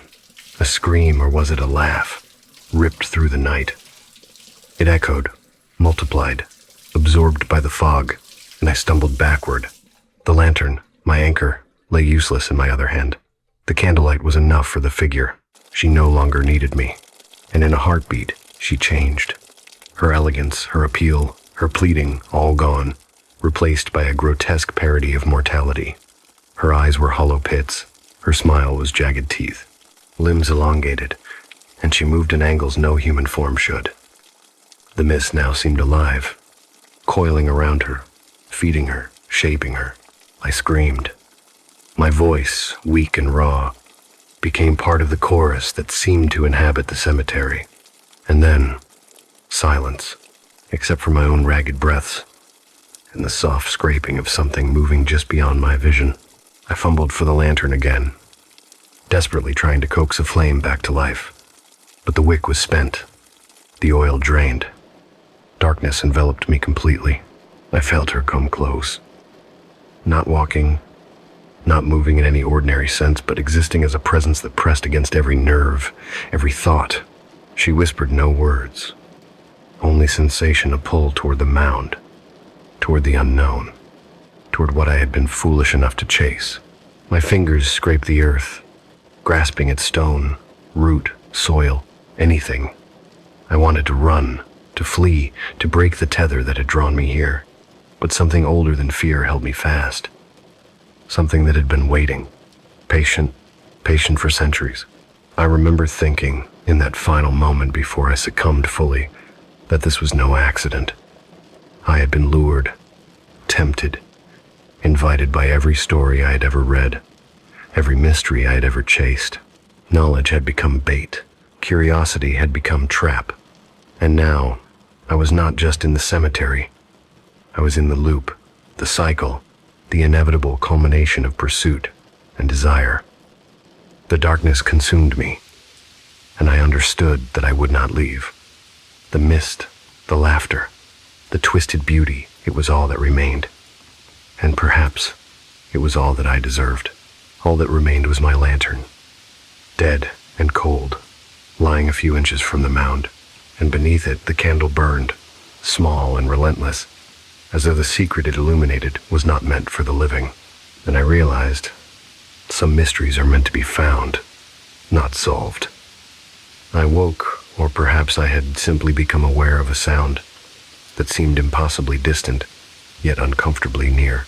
It was a cry, soft, almost melodic, like the delicate weeping of wind through hollow reeds, yet unmistakably human, the kind of sound that pricked at memory without warning, tugging on some buried fragment of longing or fear. I could not tell whether it belonged to the living or the dead. The mist had not lifted. If anything, it had thickened, curling around the headstones like smoke from some unseen fire. I took a tentative step forward, my fingers brushing the damp moss that covered the stones. Each movement felt amplified, as if the cemetery itself were aware of my presence, holding its breath with me. The cry continued, rising and falling in a rhythm that pulled me along, guiding my steps with invisible fingers. The grave I had discovered earlier lay behind me, small and unassuming, but now it felt like a threshold I could not return through. The figure, the twisted, beautiful, grotesque figure I had seen flickered in the corners of my vision, never fully appearing, always just beyond the veil of fog. And yet I could feel her attention, a magnetic pull that both frightened and compelled me. I followed the sound, winding between tombstones, careful not to trip over roots that seemed to reach for my ankles. The cry grew louder, more insistent, but still mournful, inviting rather than threatening. It led me toward a section of the cemetery I had not noticed before, older than the rest, where the stones were jagged and sunken, their inscriptions nearly illegible. Some leaned at impossible angles, as though bowing in silent supplication. There, in a small clearing, I saw her, or rather, I saw a figure that seemed to be the source of the call. She was young, impossibly young, draped in white that shimmered faintly, even in the fog.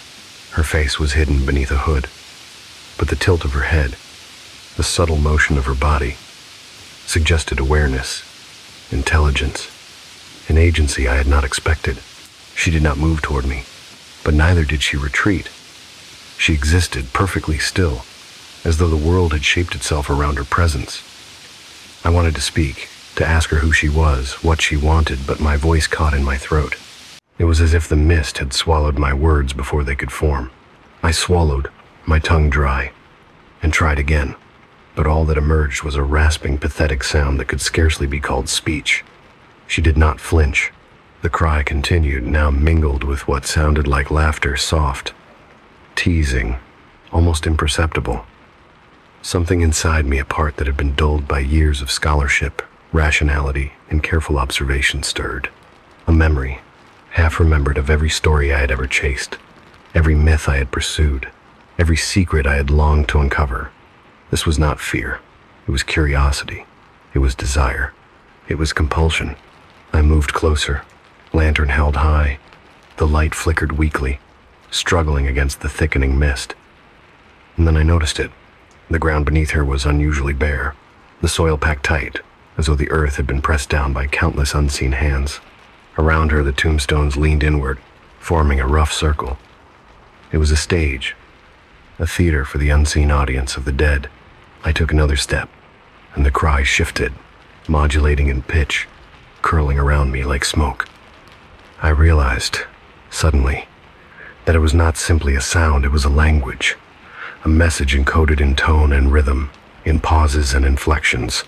It beckoned, commanded, demanded, and I could not resist. My foot struck something hard. I looked down and saw a small stone, oddly smooth and warm despite the damp chill in the air. I picked it up.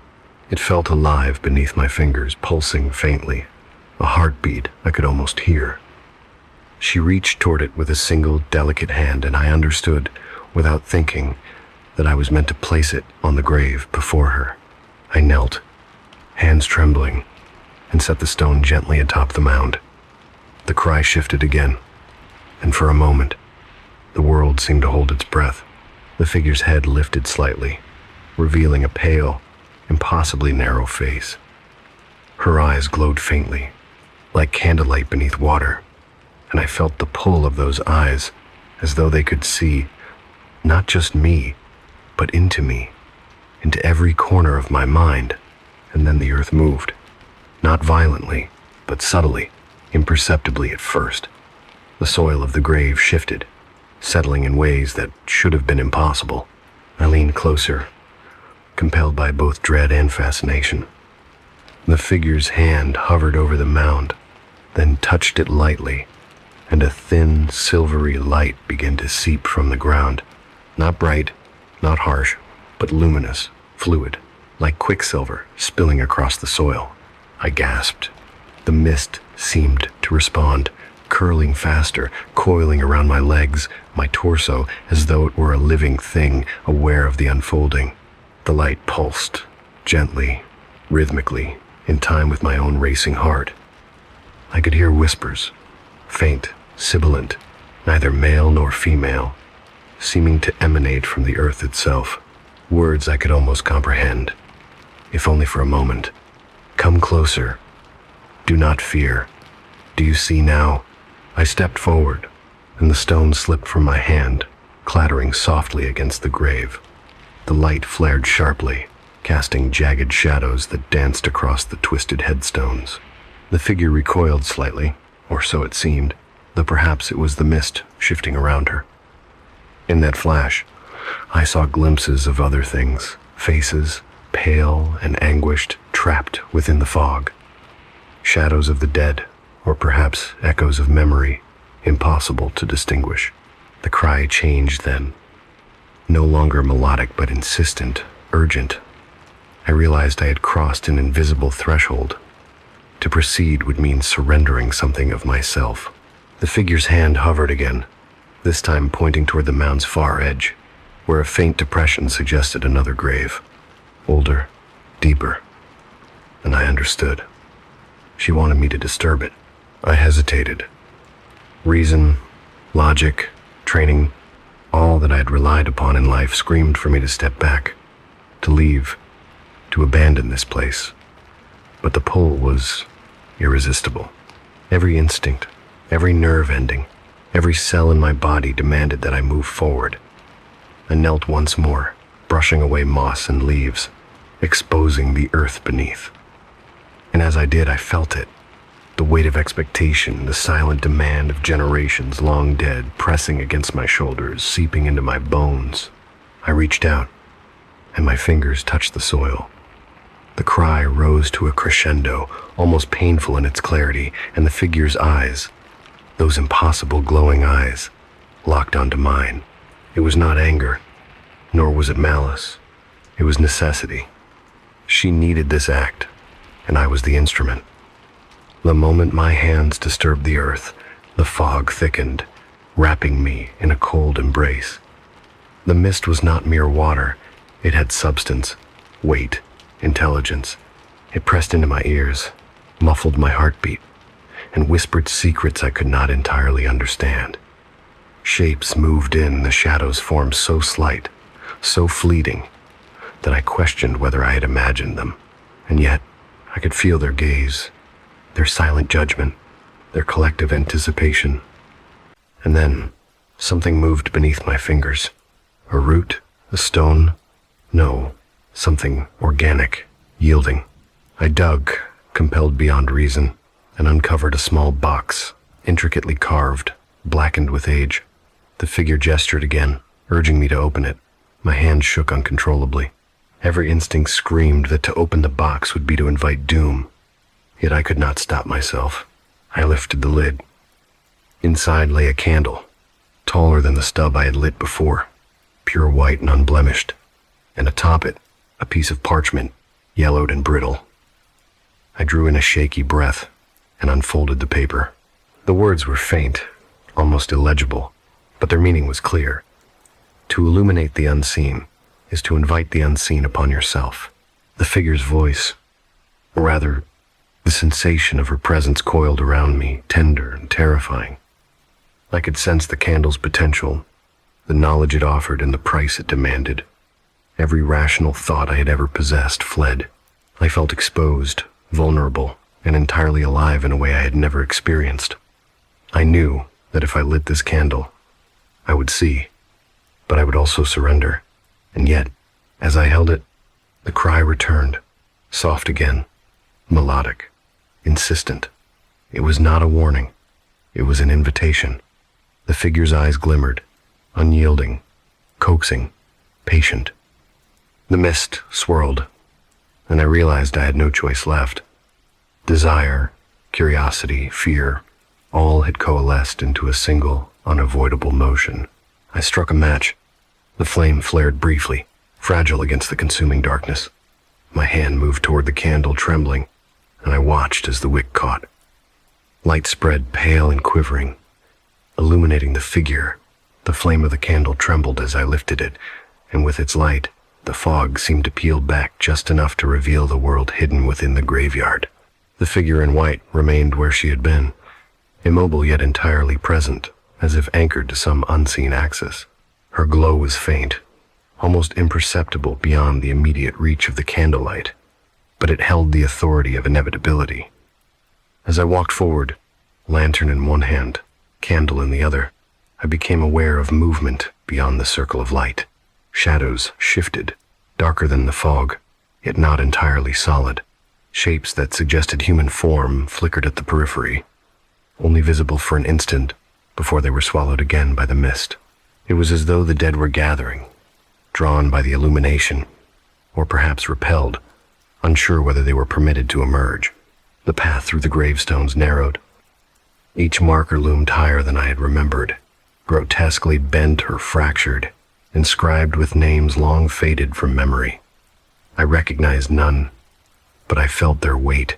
Their presence was heavy, a pressing insistence that my intrusion was both noticed and anticipated. The candle's light, however small, created a corridor through the fog, and it beckoned me forward. The figure in white moved then, the first motion she had made. Her steps were silent, deliberate. She did not approach me directly, but circled around the older graves, as though inspecting them, marking them with her attention. Each time she passed a stone, the air grew colder, heavier. The fog coiled more tightly, the smell of damp earth and rotting leaves intensifying, mingling with a faint, unplaceable perfume. Something floral, yet acrid, like decay, pressed into bloom. I followed, hesitant, every instinct screaming to turn back, but I could not. There was a rhythm to her movement, a silent choreography, and I was drawn into it. I began to notice small details. Footprints that vanished before I could identify their origin, impressions in the soil too precise for wind or animals. The occasional reflection in the blackened marble of a stone that did not belong to the grave it mirrored. A flicker of white that mimicked the figure's own stance. The air shifted.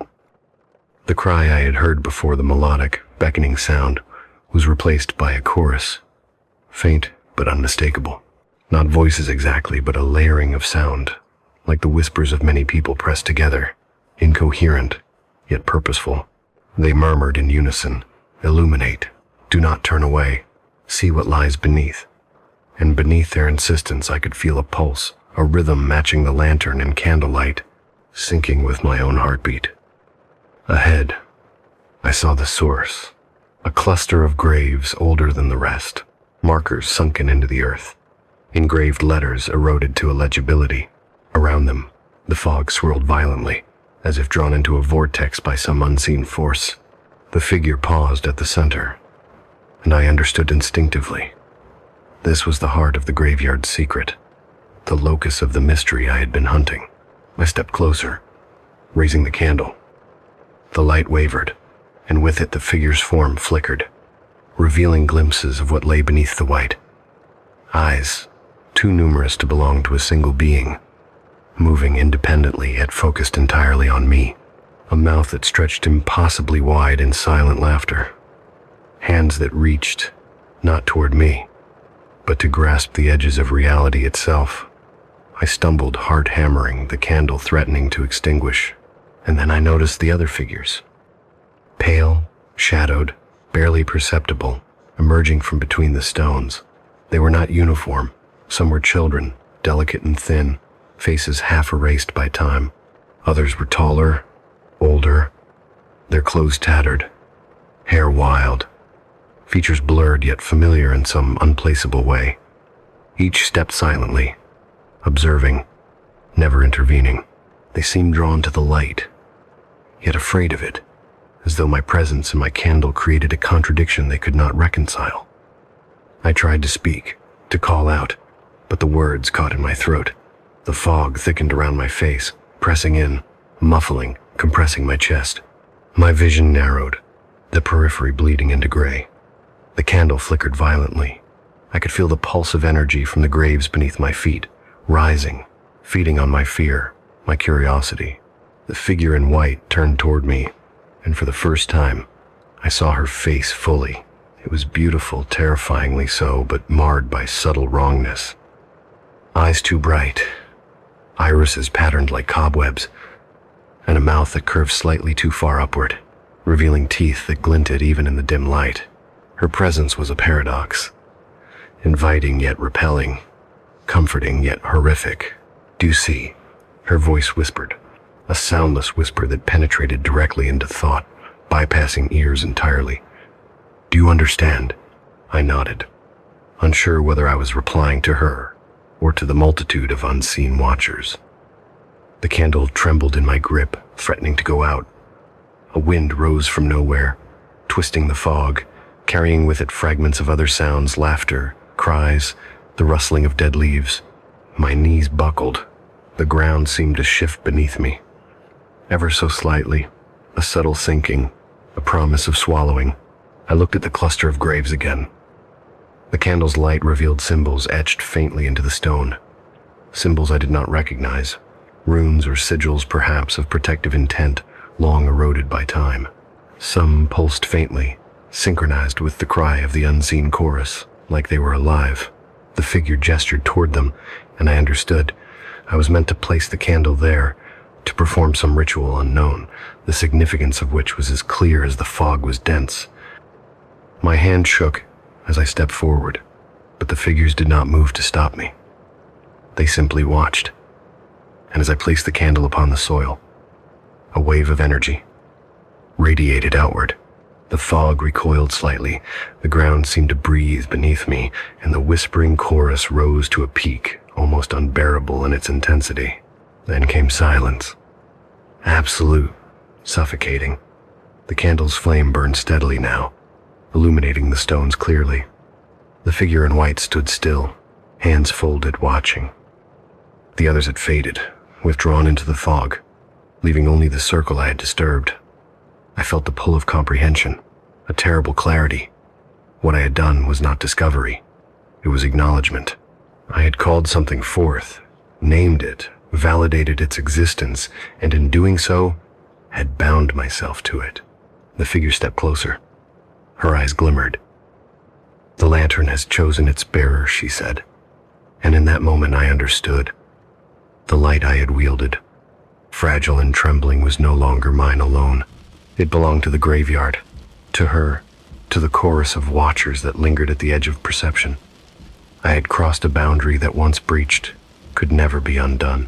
A low rustling rose from the soil, subtle at first, then more pronounced.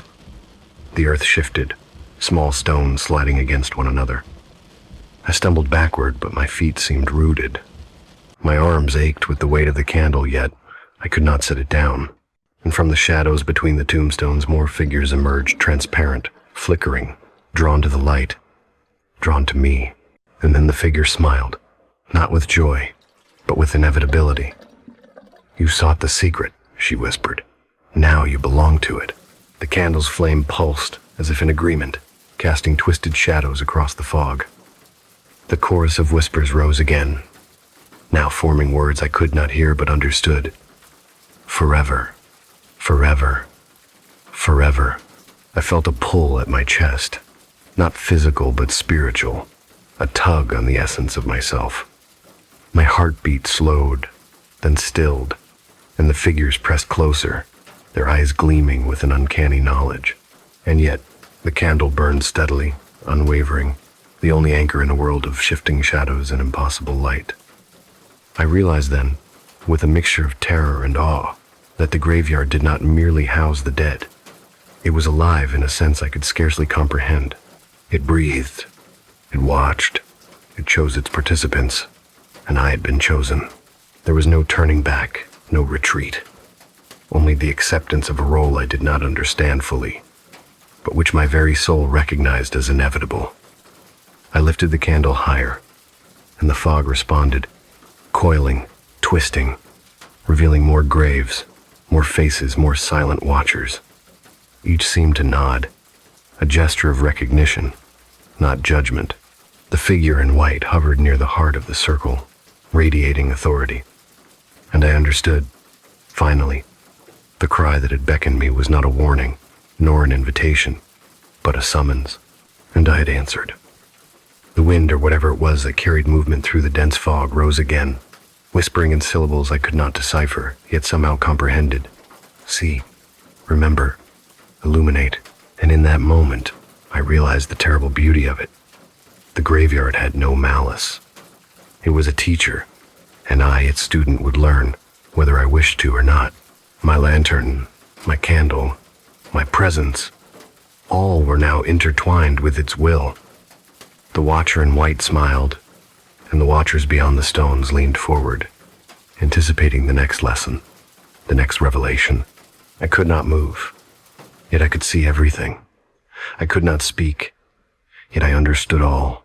And as the candlelight flickered against the ancient stones, I knew with certainty I had crossed the point of no return.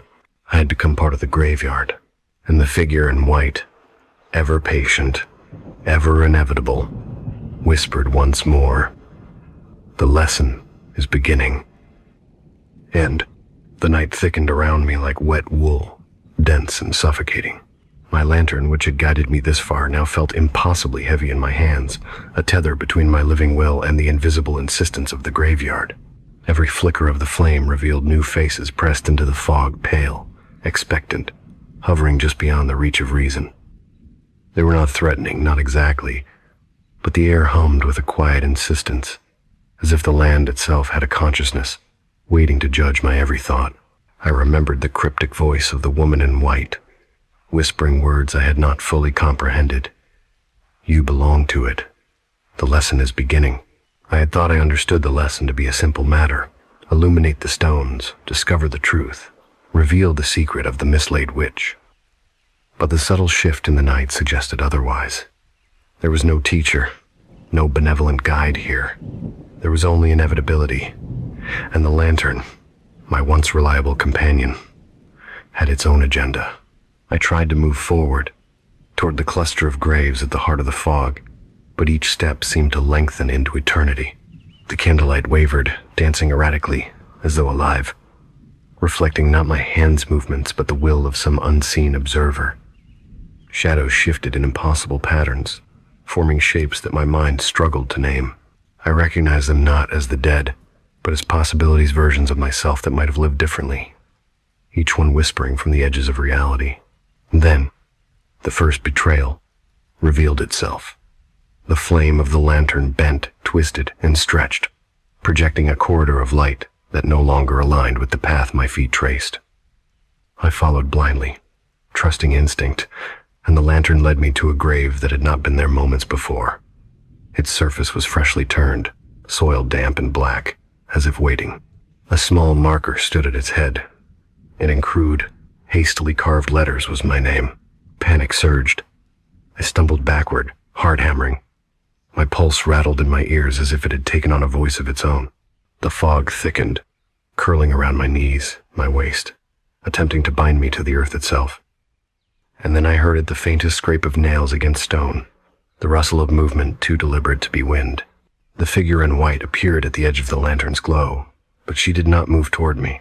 Instead, she observed, arms folded, the merest tilt of her head acknowledging the inevitability that had claimed me. Around her, the watchers silent, pale, unblinking, pressed closer. Their presence was tangible, a gravity I could not resist. My eyes darted between them and the grave before me, the words my name scrawled across the wood, and I felt the lantern's warmth twist into something alien, almost malevolent. I realized too late that the lantern had not been a tool to guide me. It had been bait. It had illuminated the path not to discovery, but to surrender. The light that had given me clarity now forced my gaze upon my own mortality, my own entrapment. Every flicker whispered, "Look here, do not look away." And I could not look away. The candle sputtered. I lifted it higher, shaking, trying to regain control, and for a heartbeat, the fog parted, revealing the hidden truth beneath the stones. They were not graves alone. They were vessels, cradles for memory and consequence, each one a ledger of acts committed and acts avoided, of guilt accumulated and debts unpaid.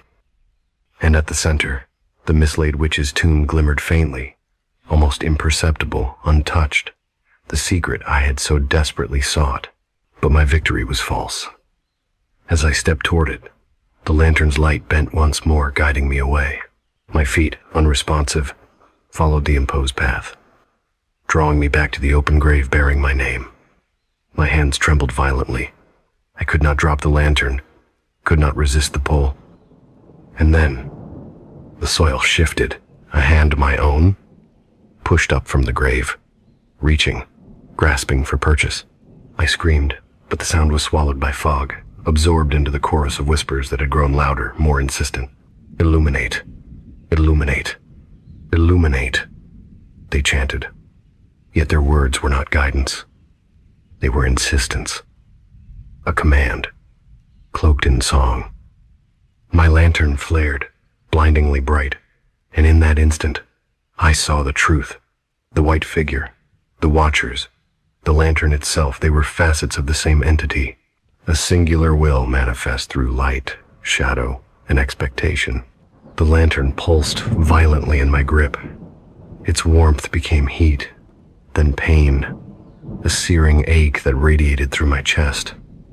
My knees buckled, and I fell to the damp earth. In the brilliance of the flame, I saw the figure in white advance, her beauty corrupted by the underlying inevitability of her nature.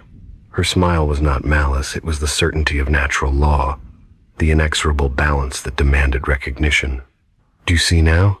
she asked, not with lips but directly into my mind. "The light is not yours. It never was. You thought it guided you. You thought it illuminated. You were wrong." A tremor ran through the graveyard. The watchers pressed closer, no longer passive. Faces of children, of the aged, of those who had walked here centuries ago, filled the fog, each one reflecting the same understanding. He is ours now. The candle flickered violently, and for the first time, I felt the weight of all I had ignored, the acts of intrusion, of greed, of obsession. My lantern, my supposed ally, had exposed me. I tried to throw it aside, to cast it into the void of fog, but it clung to my hand as if alive. The flame stretched like a tongue, licking at the air, projecting light that showed not the path forward but the contours of my own fears. Every detail of my life, the mistakes, the regrets, the scholarly ambition that had led me here was visible, mapped across the gravestones as if the earth itself were cataloging my failings. The figure reached toward me. Her touch was cold, yet it carried the weight of inevitability. I could feel my consciousness shifting, unmooring, drawn toward the grave with my name. The candle flared once more, then dimmed to a steady, hypnotic glow. And as the flame steadied, I understood the final betrayal. The light had never been my guide. It had been my prison. The candle, the lantern, every flicker, every glow, it had directed me exactly where I was meant to be, into a surrender I could not resist. I fell forward into the soil, into the mouth of the grave. My body felt both heavy and light, as though I were neither entirely present nor absent. The earth embraced me, absorbing, reclaiming, integrating me into the silent chorus. The figure in white hovered above, still smiling, and the watchers receded into the fog, satisfied that their lesson had been completed. I could feel the pulse of the graveyard through the lantern, though I no longer held it. It hovered beside me, tethered to my awareness, a constant reminder that the light I had trusted was a lie. The whispering chorus resumed, not in words, but in the sensation of inevitability, the understanding that I would illuminate endlessly, but never for myself, never for freedom. As my vision dimmed, I caught a glimpse of the mislaid witch's tomb one last time, hidden beyond the reach of my now captive light. Its secret remained untouched, preserved by the very forces that had led me astray. I realized, in the deepest marrow of my being, that my pursuit had never been about revelation or discovery. It had been about participation, about joining the eternal lesson the graveyard imposed upon all who dared to intrude. And then, nothing. The fog enveloped me fully, the lantern's light pulsed once, and the graveyard exhaled. The whispering continued, echoing in my mind, eternal and immutable. Illuminate, obey, belong. I understood at last that I was no longer a visitor, no longer a seeker. I was a part of the lesson, a permanent student of the graveyard's unending curriculum. The lantern had betrayed me, yes, but in its betrayal lay the truth of the place. The dead are patient, the light is merciless, and the lesson, once begun, never ends. I do not remember the exact moment I realized I was no longer moving, yet still falling. The fog that had clung to the edges of the graveyard like a lover's shawl now pressed upon me from all sides, thick and unyielding, filling my lungs with the faint metallic tang of earth and decay. My lantern, the instrument that had promised guidance, hung suspended before me, tethered to my wrist by a chain that was no longer iron but pulse, throbbing, insistent, alive. Its flame did not waver. It burned steadily, impossibly bright, revealing things I wished I could unsee. The watchers, the pale presences that had observed me from the edges of the fog, now emerged fully into the light. They were not corporeal, yet not entirely immaterial, like reflections trapped in a disturbed pool. Each face was a mirror of human longing and regret, distorted slightly, as if shaped by the very histories of the earth beneath us. They did not speak, yet their intent was palpable. Understand, illuminate, surrender. I felt the gravity of their presence and with it the inevitability that I had become part of the graveyard's curriculum. And then I saw her again. The woman in white, impossibly beautiful, her form glowing faintly in the lantern's unnatural light. But her beauty was no longer comforting. It was predatory, in a way I had not fully understood until this moment. The edges of her visage seemed to flicker, the corners of her mouth curling in a perpetual, silent laugh. She hovered over a tombstone, her gaze fixed not on the stone but on me, and I understood with a sudden, sickening clarity. The mislaid witch's secret was never for the living. I had been lured, guided, and finally trapped by the promise of revelation. The lantern pulsed in my hand, the flame stretching as if to touch my mind directly. Every flicker, every wave of light, etched visions into my consciousness. I saw myself in the years before I arrived, eager, inquisitive, convinced that the dead held answers I could claim. I saw the warnings I had ignored, the subtle impossibilities, the shifting paths, the way the fog seemed to breathe. And then, in the brilliance of the flame, I saw the truth. The lantern had been the bait all along. Its light did not illuminate, it ensnared. Its glow did not reveal, it deceived. I tried to throw it away, to break the chain that bound it to my wrist, but it resisted. I could feel it pulling against me, heavier than stone, warmer than flesh, burning into my grip. Every effort to free myself made the watchers shift closer, their silent expectation pressing on my chest, filling my lungs with the weight of inevitability. I screamed, but no sound escaped, only the echo of my terror bouncing in the empty expanse, absorbed by the fog. The ground beneath me shifted, or perhaps it was I who shifted into the ground. I cannot distinguish between the two. The soil beneath my feet, my body, moved as though it were liquid, curling around me, carrying me toward a grave whose marker was familiar yet unidentifiable. My heartbeat thrummed in tandem with the lantern's pulse, a rhythm that spoke in no human language. Approach, illuminate, accept. I tried to resist, but my limbs no longer obeyed. They moved of their own accord, carrying me forward as though drawn by some magnetic inevitability. The tomb I approached bore no name, yet its presence was absolute, a culmination of the graveyard's lesson. The flame of the lantern stretched forward, brushing against the stone, revealing carvings too intricate to comprehend fully. Sigils and shapes, familiar and yet alien, whispered of old rituals and pacts long forgotten by the living. The woman in white appeared at the head of the grave, her form larger now, looming, her presence suffocating yet mesmerizing. She extended a hand, pale and impossibly long, toward the lantern. I understood, in that instant, that the choice had never been mine. The light was never mine. It had always belonged to her. And through it, she drew me in, connected me to the eternal pulse of the graveyard. I dropped to my knees, the lantern still in my grasp, and for the first time, I felt the truth of my mortality and my irrelevance. The watchers leaned closer, each one a whispering manifestation of every curiosity I had ever entertained, every boundary I had crossed in the pursuit of knowledge. Their presence was not cruel. It was instructional. The lesson was never escape, never discovery. It was comprehension. To see the graveyard for what it truly was. A place where light and darkness were inseparable, where the living and the dead coexisted not in conflict but in curriculum. I forced my gaze to the tomb before me. Its surface seemed to pulse in the lantern's glow, veins of shadow and light dancing across the stone. And then I understood the ultimate betrayal. The flame that had guided me, the light I had relied upon, was not meant to reveal the witch's secret. It was meant to consume me, to integrate me into the fabric of the graveyard itself. Every act of illumination had been a contract, every step forward a surrender. My body, if it was still truly mine, shuddered. The soil around me rose like waves, wrapping my limbs, binding me, drawing me down.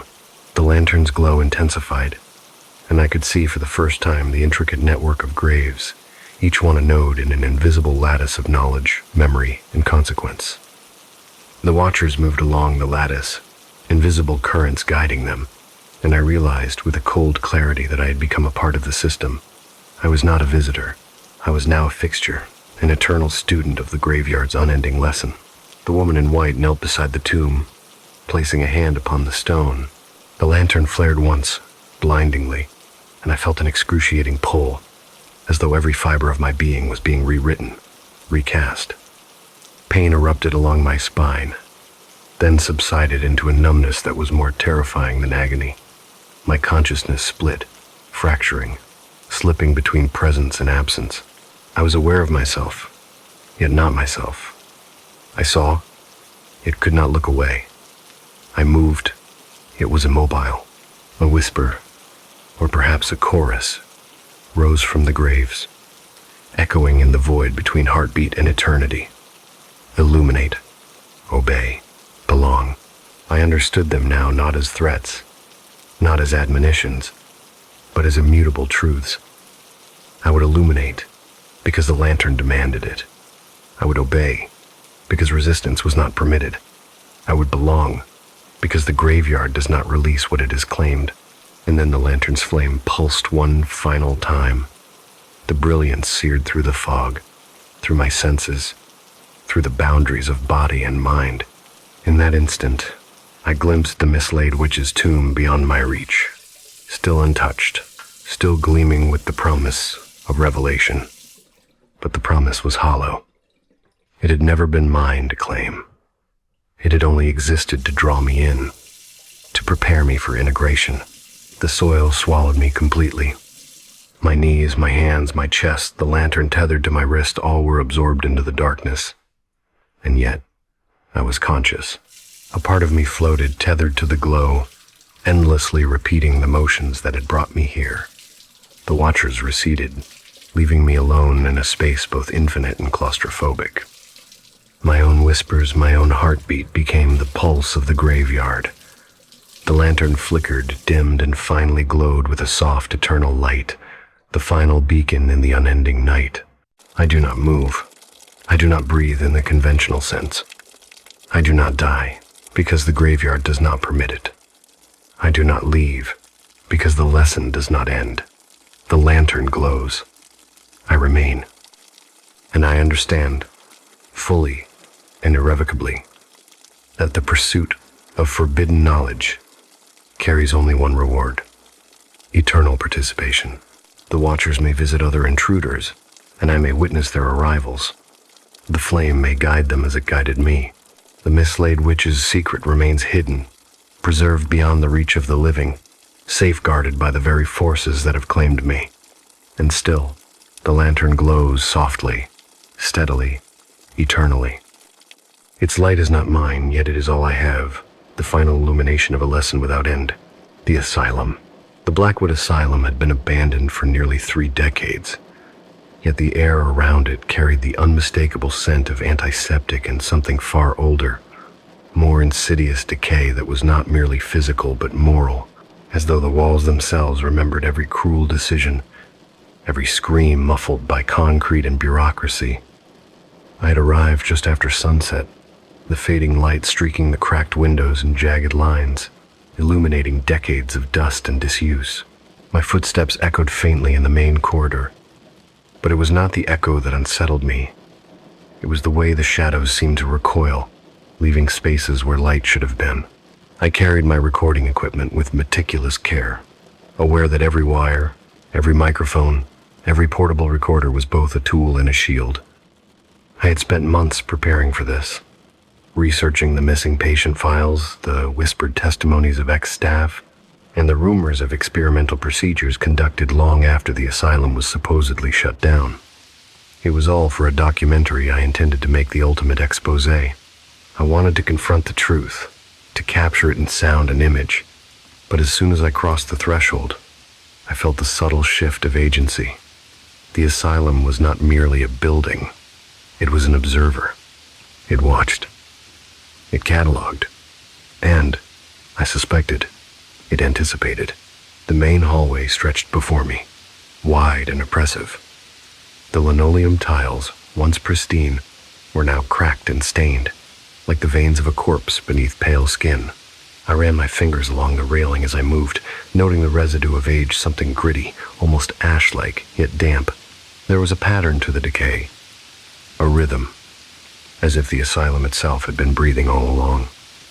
My recorder captured nothing unusual at first. The static hum of electrical decay, the only evidence of past activity. Yet I felt the pull of the place deep in my chest. It tugged, gently at first, then more insistently, as though inviting me to the basement. The basement entry was tucked behind a narrow stairwell, a door swollen with rot and resistant to force. I had to use the heel of my boot to pry it open, and the smell hit me first sour, iron-rich, and unmistakably human. It was the smell of confinement, of instruments left too long, of fear crystallized into the very molecules of air. I paused, hand on the doorframe, listening. Silence, but a silence with weight, pressing against my eardrums, making the blood in my head thrum. I reminded myself. I was trained to observe, to record. I was here for evidence, nothing more. The stairwell descended into near-total darkness, and I switched on my headlamp. The beam barely penetrated the first few feet, catching glimpses of exposed piping, discarded IV stands, and metal shelving lined with dust-covered jars and boxes. Each step echoed against the walls a hollow, judgmental sound. I kept my voice low, narrating to myself. Maya Cross, entering the lower research wing, proceeding with caution. The words sounded absurd even to me, but they were an anchor to sanity. The lower floors, where the experimental procedures had been conducted, were notoriously dangerous to the mind, if not the body. It was on the 3rd landing that I first saw the box, a metal container, dented and rusted, sitting in the corner as if waiting. I approached it cautiously, the lantern of my headlamp flickering against the surface. The latch was fragile but stiff. It took a few moments to release. Inside were dozens of cassette tapes, their labels fading but legible. Patient 101. Audio log 77. Confession. Night shift. Each reel was a testament to some fragment of the asylum's sordid history, and as I touched the first, I felt an inexplicable chill surge through my fingers, climbing up my arms. I held the tape labeled Confession, Patient 101, reverently, as if touching it might transmit the secrets trapped within. The handwriting was jagged, hurried, yet deliberate. I slid the tape into my recorder, adjusting the volume and positioning my headphones carefully. The first clicks and hisses were normal magnetic degradation, static, but soon a voice emerged. It was weak at first, almost inaudible, but unmistakably human. A man's voice, trembling and uncertain. He spoke as if sharing a secret too great for the world, a burden he could not bear alone. I don't know if anyone will hear this, the voice began, but they need to know. They need to understand. The things down here. They were supposed to help, but the words caught in a wet, rasping sound, and I flinched, gripping the recorder tightly. My pulse accelerated. I told myself it was just a recording, just a relic of a past mind, but the timbre, the texture of the sound, carried more than human speech. It carried intent, weight, and an almost imperceptible pulse of present awareness, as though the speaker were observing me as intently as I was listening. I took careful notes, whispering to myself so as not to disturb the fragile line between observation and participation. Patient 101 describes procedures, some medical, some psychological, distress evident, possible coercion. But as the voice continued, the narrative twisted, detailing the clinical manipulations, the screams silenced, the promises of healing betrayed. I felt the atmosphere thicken, pressing in on my chest. My ears burned with the clarity of recorded suffering. It was as if the very sound was entering my bloodstream, latching to my neurons. Minutes passed or hours. I had no sense of time. Each sentence from patient 101 drew me deeper, an involuntary descent. My training faltered under the weight of vivid auditory hallucinations, or perhaps they were memories, or warnings, or something altogether different. The tape hissed and clicked, but the voice persisted, intensifying with a rhythm I could not ignore. Fear, plea, anguish, all bound together. I shivered violently, though the basement remained still and cold. Then, with a sudden clarity, I heard it my own voice, distorted, yet identical, woven into the narrative. I jerked the recorder from my ears, scanning the dark corners of the basement as though expecting to see myself recorded in real time. But the space was empty. I set the tape aside, cautiously, breathing shallow, aware that my heart was thrumming in a pattern I had never known. Anxious, anticipatory, alive with terror. The tape had captured me, somehow, and perhaps, I realized, it had captured more than me. It had captured what I could become. The metallic scent of the room seemed to thicken as I fought against the rising nausea. I told myself repeatedly, it's a recording. It cannot touch me. It is evidence, nothing more. But the voice returned, this time more insistent, whispering directly into my thoughts. Listen, listen, you know too much. You see too clearly. You are already a part of this. I staggered back, nearly tripping over a rusted cart, and the tape continued, unrelenting. There was no sound of the recorder running now. The voice existed independently, outside of time, echoing from the walls, the floor, and perhaps from within my own mind. Panic rose in waves, clawing at my ribcage. The asylum had found me, in the same way a predator finds prey, by scent, by vibration, by the faintest pulse of attention. I tore the tape from the player, holding it at arm's length as though the physical separation could sever the psychic connection.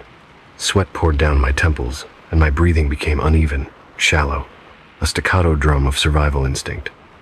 And then I saw it, the shadow beneath the stairs, not moving, yet in motion, watching, absorbing. I could feel it now, the collective weight of every patient, every procedure, every whispered confession, every suppressed scream that Blackwood had amassed over decades. It was no longer merely a location, a building. It was an organism, and I had become an intruder within it. I realized the recording had begun before I had inserted it. I had been pulled into a narrative not my own, a loop that exceeded the linear constraints of tape, time, or intention. My presence did not interrupt the past. It completed it. The tape, the confessions, the screams, they were alive, conscious, and aware of their audience. And I was now that audience, helpless, complicit. Shaking, I forced myself to stand, legs trembling as if the cement floor were liquid. The tape remained, innocuous in appearance but lethal in effect. My fingers brushed against the box and its dozens of sisters, each one a potential snare. I backed toward the stairs, toward the exit I had assumed would lead to freedom, and I heard the softest, most horrifying sound. A whisper that was not my own, not entirely human, but unmistakably my name. Maya. It was not a greeting. It was a tether.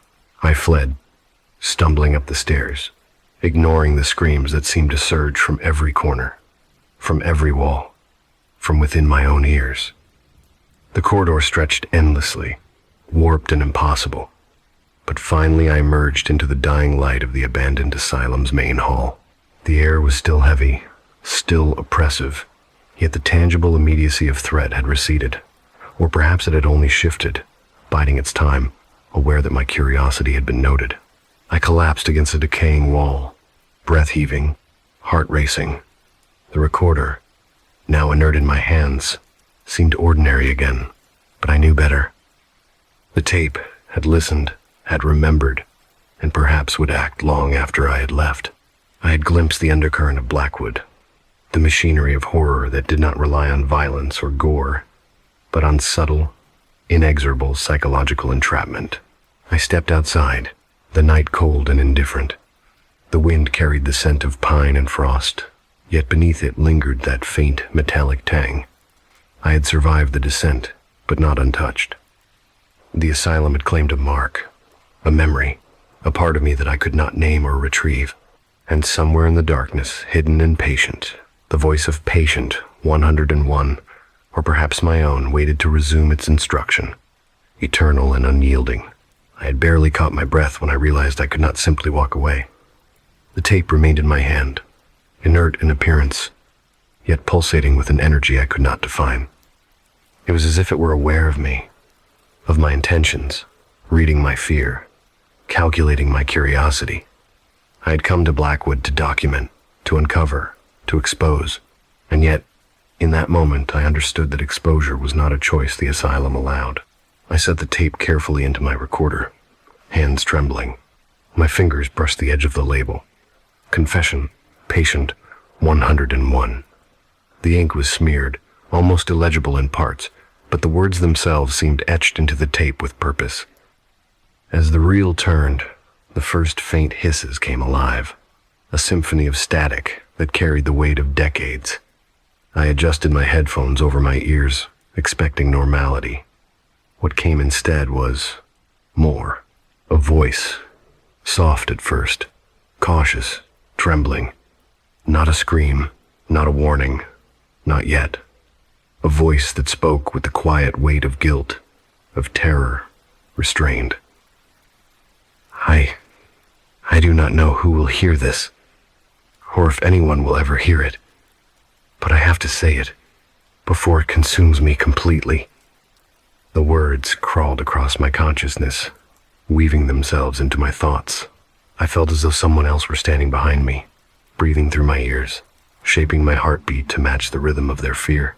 The voice grew steadier, more insistent, recounting names, dates, procedures, all catalogued horrors I had read about in the asylum's fragmentary records. The patient was no longer simply recalling events. They were narrating them to me personally, aware of my presence as though it existed outside the tape itself. I jotted notes frantically, my handwriting jerky, almost illegible under the weight of the words. Procedures extended isolation, forced medication, psychological manipulation, staff complicit, patient 101, aware of surveillance, distress escalating. But these notes felt absurdly insufficient. The tape was alive, resisting summary. Every description, every whisper, seemed to pierce through the insulation of my professional detachment. Then the voice changed. A subtle shift, almost imperceptible, yet I felt it physically, in my chest. The tremor of its words began to mimic my own breathing, my own heartbeat. They told me it was for treatment, but I know the truth now. They recorded it all. Everything I felt, everything I feared, and it will follow anyone who listens. Even now. Even you. I froze. My pulse quickened. I wanted to tear the headphones off, but I could not. The words had a gravity, a magnetic pull that rooted me in place. The confession was no longer history. It was immediate, pressing against my consciousness with the weight of inevitability. My vision blurred as the voice continued, recounting methods I had only read in fragmentary reports. The rooms painted white to distort time, the clocks removed or manipulated, the strict schedules enforced with both subtlety and brutality. I imagined myself in those rooms, strapped into chairs, helpless under the scrutiny of unseen eyes. My own body reacted the hairs on my arms standing, my stomach knotting. The tape was not simply recounting events.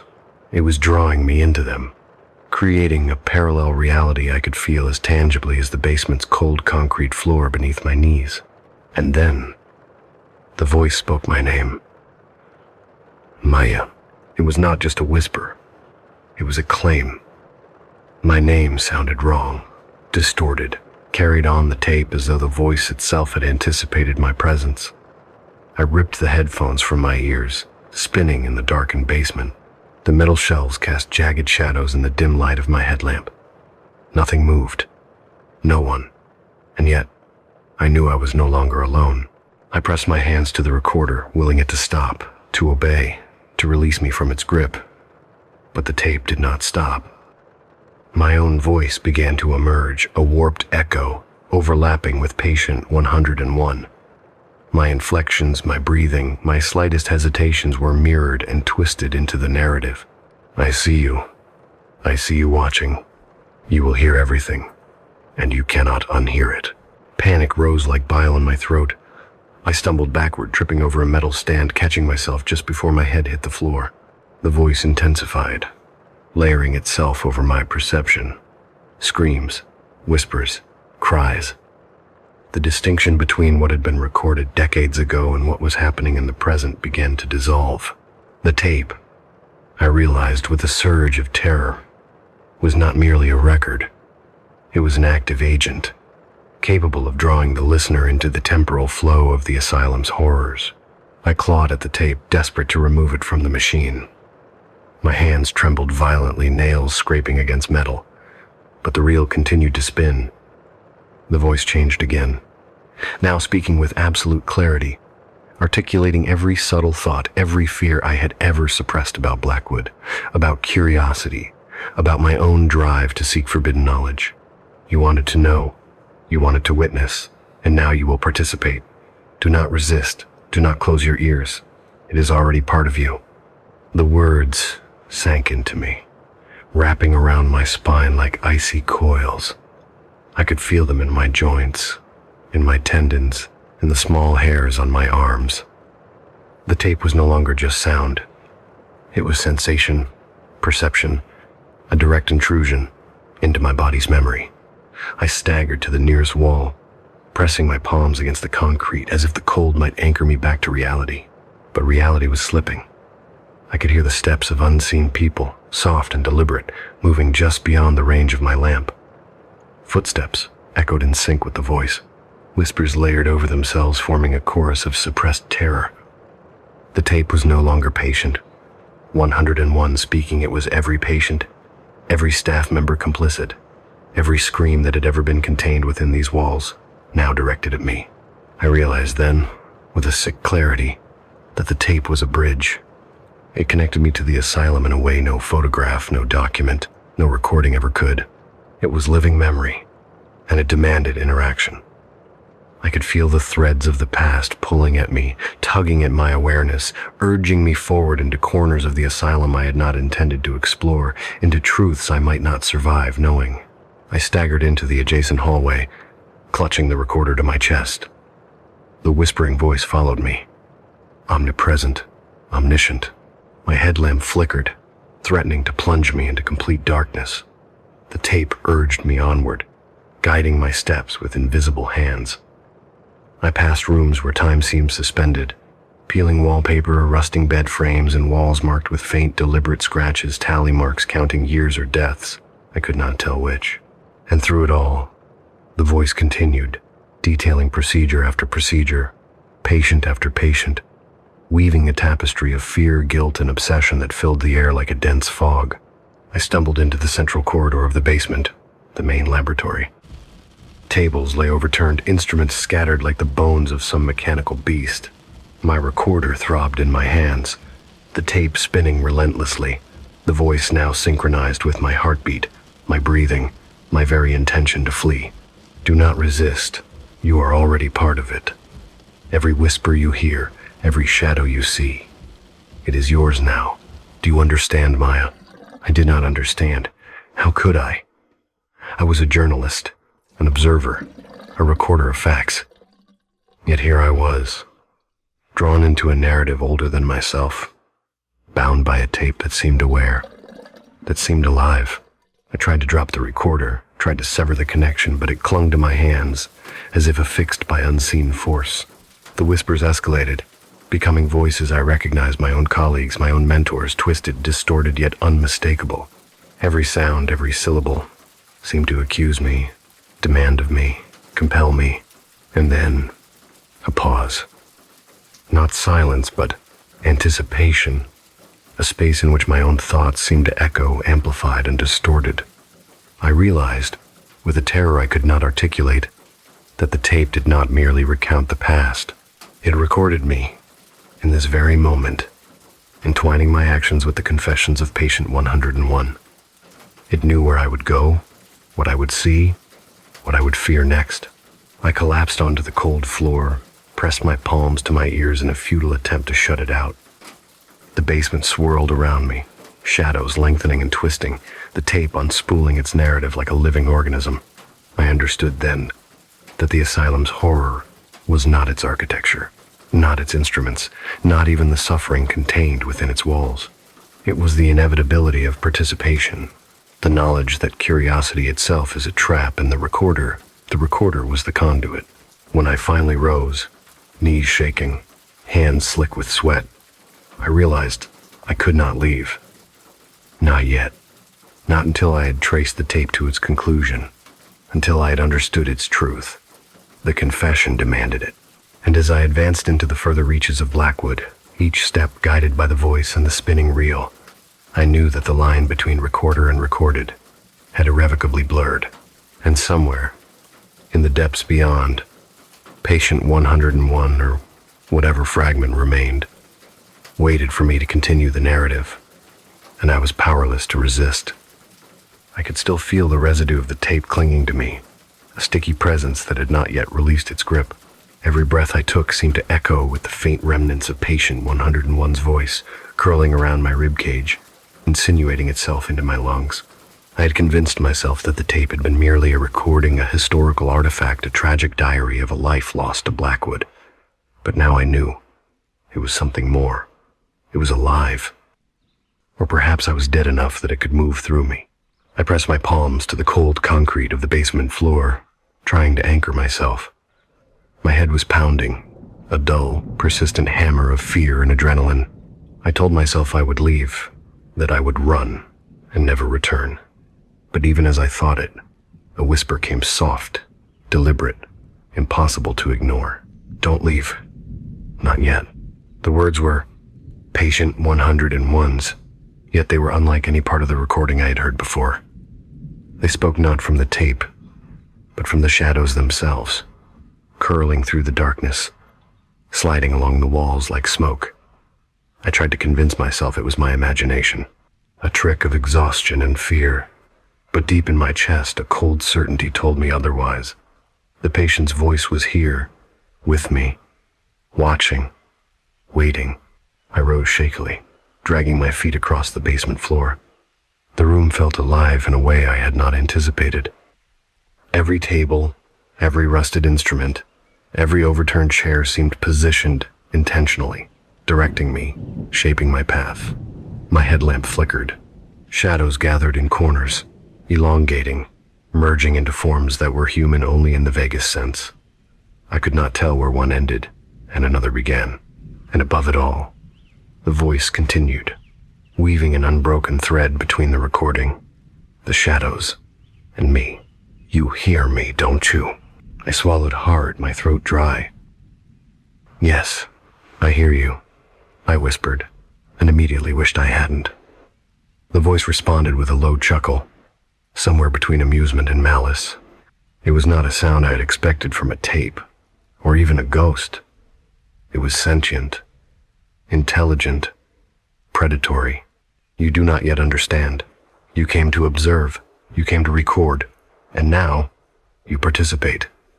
The tape on my recorder had stopped spinning, yet the voice continued, now resonating through the walls, vibrating in my chest. I realized then that the machine was not necessary. Patient 101's confession had transcended its physical medium. The asylum itself had become the amplifier, and I, the listener, its conduit. I stumbled backward into a hallway, my headlamp illuminating the peeling wallpaper and warped floorboards. The further I went, the more I felt the walls closing in, the ceilings lowering, as though Blackwood itself were breathing, alive with memory and anticipation. Every step brought whispers, not just of 101, but of others. Patient, staff, echoes of lives bound and broken, trapped within these walls. I felt their eyes on me, not just looking, but weighing, assessing, judging.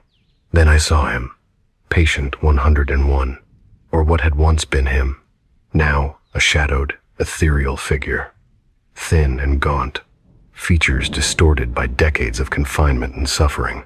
He did not move toward me, yet I felt compelled to approach.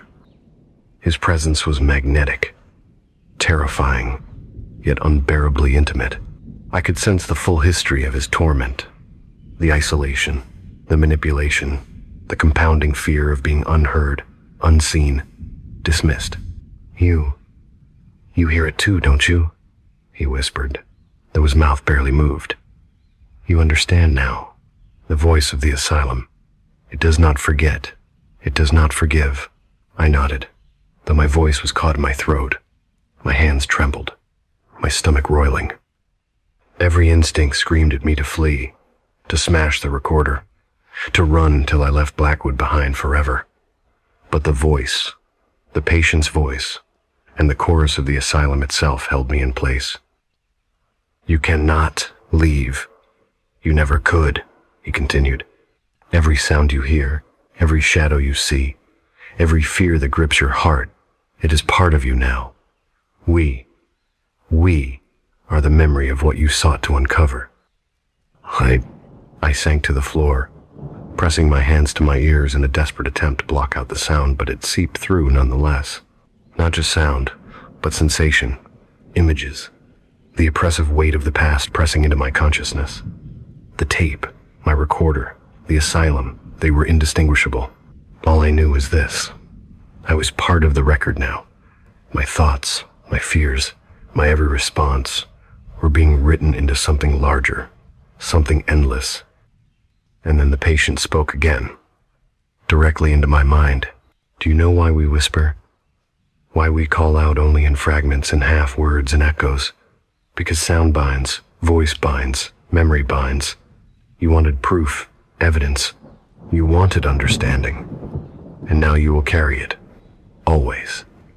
Every step you take, every breath you draw, every silence you taste, it will be haunted by us.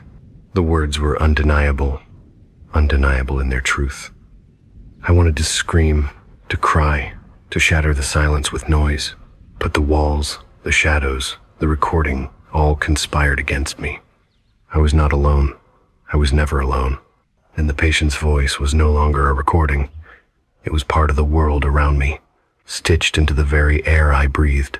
I rose, forced myself to move, each step heavy with the oppressive awareness of the asylum's gaze.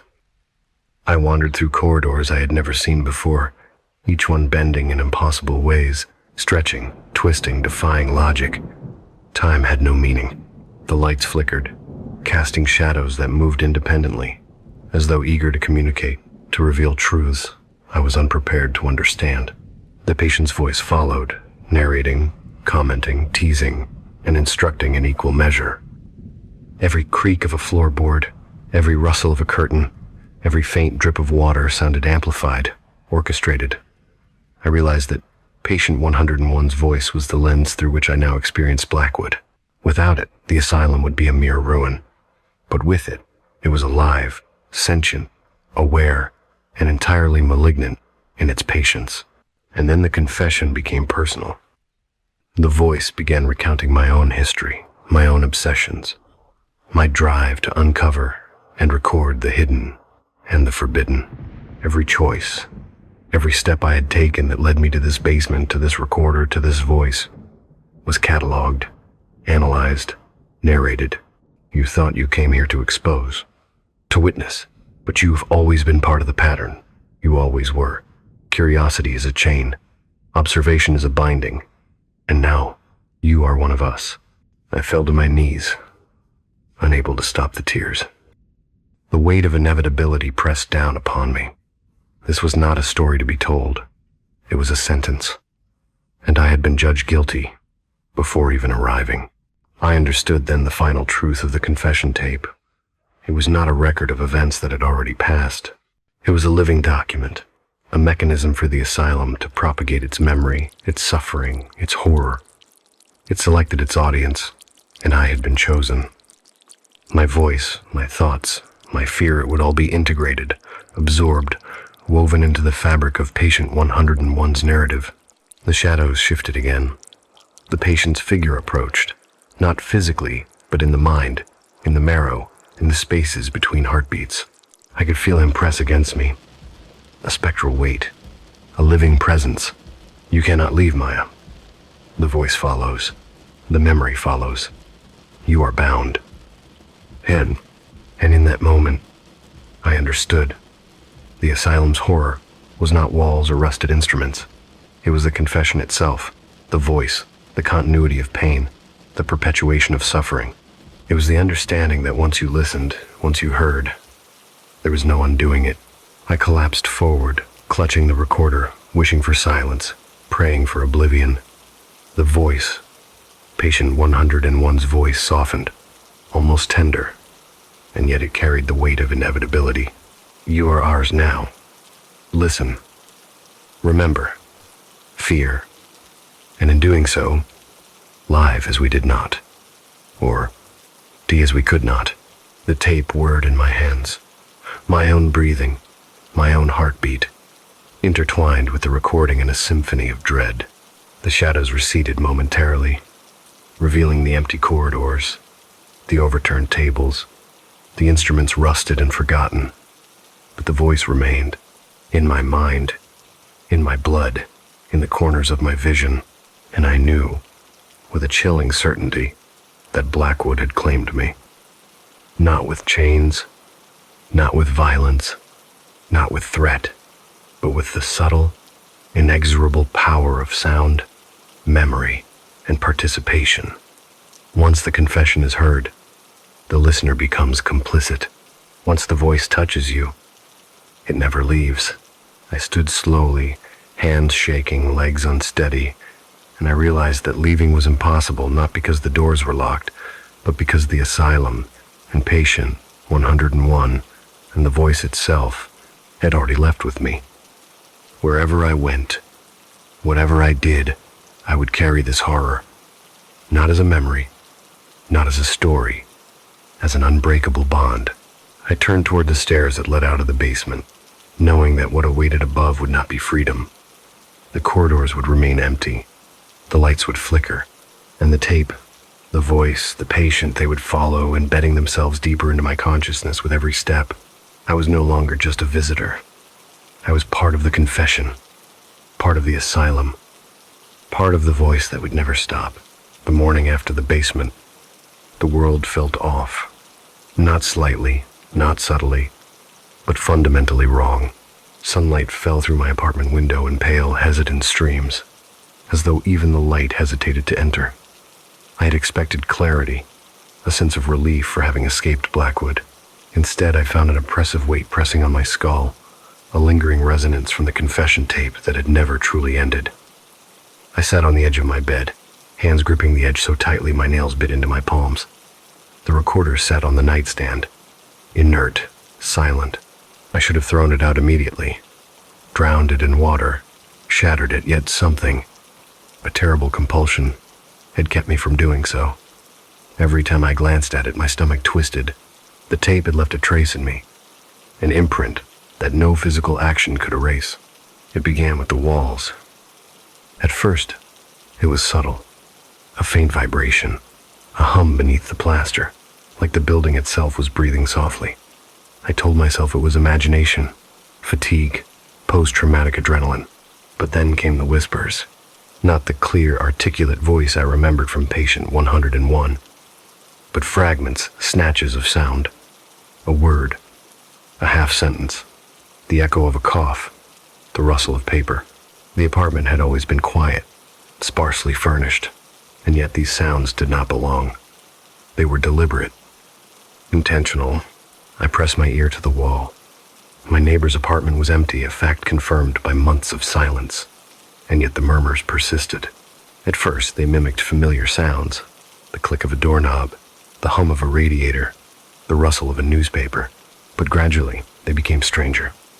A low chant, a rhythmic tapping like fingernails tracing an invisible pattern, a child's giggle warped into something hollow and accusing.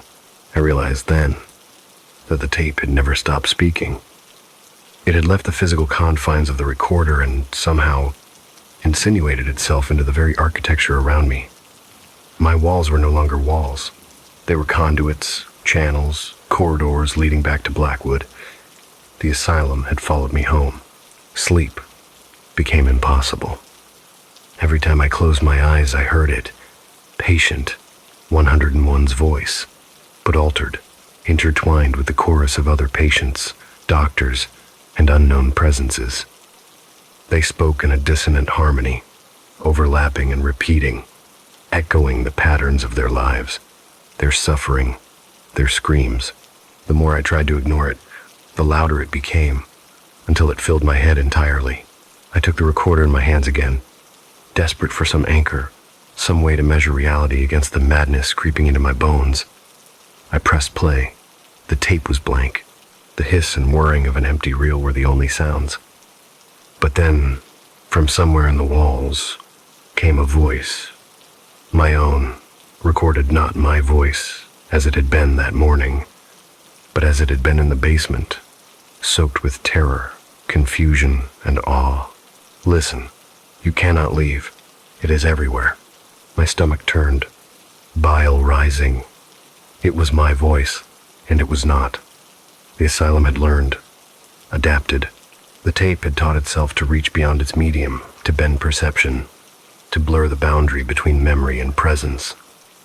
Every corner of my apartment now contained it. Every object a potential speaker. Every shadow a potential witness. The first night, I tried to sleep in the bathtub. Water surrounded me, a small barrier, a womb of sorts, isolating me from the walls. But even then, the whispers persisted. They traced the edges of the porcelain, oozed along the tile, invaded the tiny bubble of space I had created. I realized I had been naive to believe escape was possible. Blackwood had never been a place. It was a state. And now, that state had embedded itself in me, my apartment, my very perception. By the second day, I could no longer distinguish my thoughts from the voices. Patient 101 recounted my movements, my hesitations, my desperate attempts to rationalize. The walls offered commentary, shifting inflections, correcting my thoughts, emphasizing failures. It became impossible to concentrate on anything else. My work, my meals, my breathing, every action was observed, recorded, narrated. I attempted to leave. I opened the door, expecting the city streets to offer relief. But the building resisted.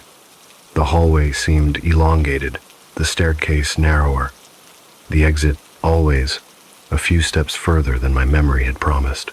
Shadows clung to corners, gesturing, hinting, beckoning, and always the voice, "You carry us. You are ours. You always have been. There is no outside." Desperation clawed at me. I tried rational methods, recording the voices, turning on fans, opening windows, playing loud music, but nothing blocked them. The asylum had moved into me, into the walls, into the air itself. My home was no longer safe. The space around me was not space. It was a continuation of Blackwood, a breathing, thinking organism that had claimed me as its conduit. I began to notice changes in perception. Time fractured. A minute could stretch to an hour. An hour could condense into seconds. Sounds from one room would appear in another, displaced, layered. The whispers gained clarity, forming sentences that predicted my actions before I took them. Patient 101's voice, once merely a story, now felt like a hand on my shoulder, guiding, mocking, instructing. I started seeing them. Not fully formed specters, but hints. A flicker of a shadow moving against a wall. The faint impression of a figure crouched just beyond my peripheral vision. Their presence was undeniable, yet when I turned to confront them, nothing remained. Blackwood had taught me patience, and the apartment was an extension of that lesson. The asylum thrived in the space between perception and proof. The nights became unbearable. I would lie awake, listening to the walls, counting the echoes, attempting to map the invisible geography of the voices. I tried speaking, reasoning, pleading. "Please, leave me alone." I whispered into the dark, but my own voice was absorbed, distorted, returned to me as a mocking chorus. Even when I shut my eyes, the voices found a way inside, insinuating themselves beneath my eyelids, painting phantasms across my mind's canvas. I began to dream, though I could not be certain they were dreams. In these sequences, I walked through the asylum again, but it had no walls, no floor, no ceiling, only infinite corridors lined with faces, doors, and instruments. Patient 101 guided me, but not benevolently. Each step was a test, a reminder, a cataloging of my failures, my curiosity, my compulsion to witness. I woke with the taste of metal on my tongue, my limbs shaking violently, my heart thrumming like a trapped bird. By the third day, I understood the final truth. Blackwood had left its fingerprint on me. I was no longer a witness or an observer. I had become a participant, an amplifier, a vector. Every whisper that left me now carried forward the chorus, embedding itself into the world beyond my apartment. I could leave, yes, but the echoes would follow. Any space I entered became part of the network, the confession, the voices, the asylum through me. They would propagate endlessly. I sank to the floor in surrender, pressing the recorder against my temple. It was silent. I told myself I could fight, I could ignore, I could reclaim the walls, reclaim my mind. But the shadows shifted, and patient 101's voice, now intimately entwined with my own, whispered from within the plaster, from beneath the floorboards, from inside my skull. "You are ours. You always were. You cannot leave. You do not leave. You are the conduit, the voice, the memory. Every place you go, every person you meet, every action you take, they will know us. They will hear us. And they will fear." I screamed into the emptiness. A raw, unfiltered cry, yet it bounced back at me in layered echoes. Every attempt at sound, at resistance, at defiance, became another instrument for the asylum, another thread in its unending narrative. I felt my identity fracture, splintering into pieces that belonged to Blackwood now. Maya, the independent observer, was gone. Only the voice remained, both patient and predator, both recorder and recorded. As evening approached, I realized I could not remain still. I wandered through my apartment as if guided by unseen currents, mapping the walls, feeling for points of entry and exit, listening for faint disturbances that hinted at presence. Every object, every crevice, every imperfection hummed with the same resonance, the same expectation. I felt as though I were part of a living map, and my movements plotted out the spread of the asylum's influence. I understood with a terrifying clarity that the confession tape had not merely revealed the horrors of Blackwood. It had expanded them, disseminated them, weaponized them, and I, helpless, enraptured, terrified, was the vector, the carrier, the seed of the contagion. By the time night fell again, the apartment was no longer mine. The walls whispered continuously. Shadows moved independently of any natural light. Patient 101's voice merged fully with the chorus of forgotten patients, whispering, instructing, judging. My dreams were now continuous with my waking life, impossible to separate. The asylum existed wherever I was, and I existed wherever the asylum reached. I realized then the inevitability. There would be no escape. The confession tape had been only the beginning. Blackwood had chosen its agent. And through me, the voice, the shadows, the echoes would continue, growing, spreading, haunting, claiming. I pressed my forehead against the recorder once more, tears trailing down my cheeks. My lips moved in silent apology, silent terror, silent surrender. And the walls alive, sentient, patient, listened. "Do you understand now?" the chorus whispered all at once. "You are one of us, and we are infinite." And in that moment, I knew that Blackwood would never leave me. Not truly. Not ever. The echoes were inside me, around me, and now, through me. The night came earlier than it should have, or perhaps I was too unsteady to notice the passage of time. The apartment had become a labyrinth of whispers and half-seen movements. Every step I took, every object I touched, resonated with voices, each a fragment of the horrors recorded in Blackwood. The asylum was no longer a place I had left. It existed everywhere I went, a network of invisible threads connecting the present to the past, the living to the dead, the observer to the observed. I stared at the recorder on the nightstand, the object that had become the conduit, the seed, the reason I was trapped in this suffocating echo chamber. I no longer recognized it as a device. It had no physical boundaries anymore. It had expanded into the air around me, into the walls, into me. My reflection in the window showed pale, sunken eyes and skin drawn taut, but behind that, the real change was invisible inside my mind. My perception, my very essence. I had become a transmitter. By morning, I realized that the tape's reach was not limited to me. That first day, a text from my editor appeared on my phone, innocuous and routine. "Any luck with the footage?" I stared at the screen. The message itself seemed heavy, laden with expectation. And then I heard it. My own voice, unmistakable, leaking from the phone's speaker, though it had never been sent. "Do not stop recording, do not leave. We are watching." I dropped the phone. It clattered to the floor, skidding under the bed. But the voice persisted. It seeped from the floorboards, the walls, the ceiling, until the apartment felt like a living organism breathing in my terror. Panic surged. I thought of leaving, of abandoning the apartment entirely, but the air itself seemed to resist me. My lungs burned as though the atmosphere were viscous, thickened by the weight of unseen presences. I fled into the city, stepping out into the morning streets, thinking the open air would release me. It did not. Every alleyway echoed with the whispers. Pedestrians' glances seemed off, their expressions subtly distorted, almost as if they were aware of the presence I carried. I realized with chilling clarity that the voices had followed me, attaching themselves invisibly to anything I encountered. Blackwood had extended its reach through me.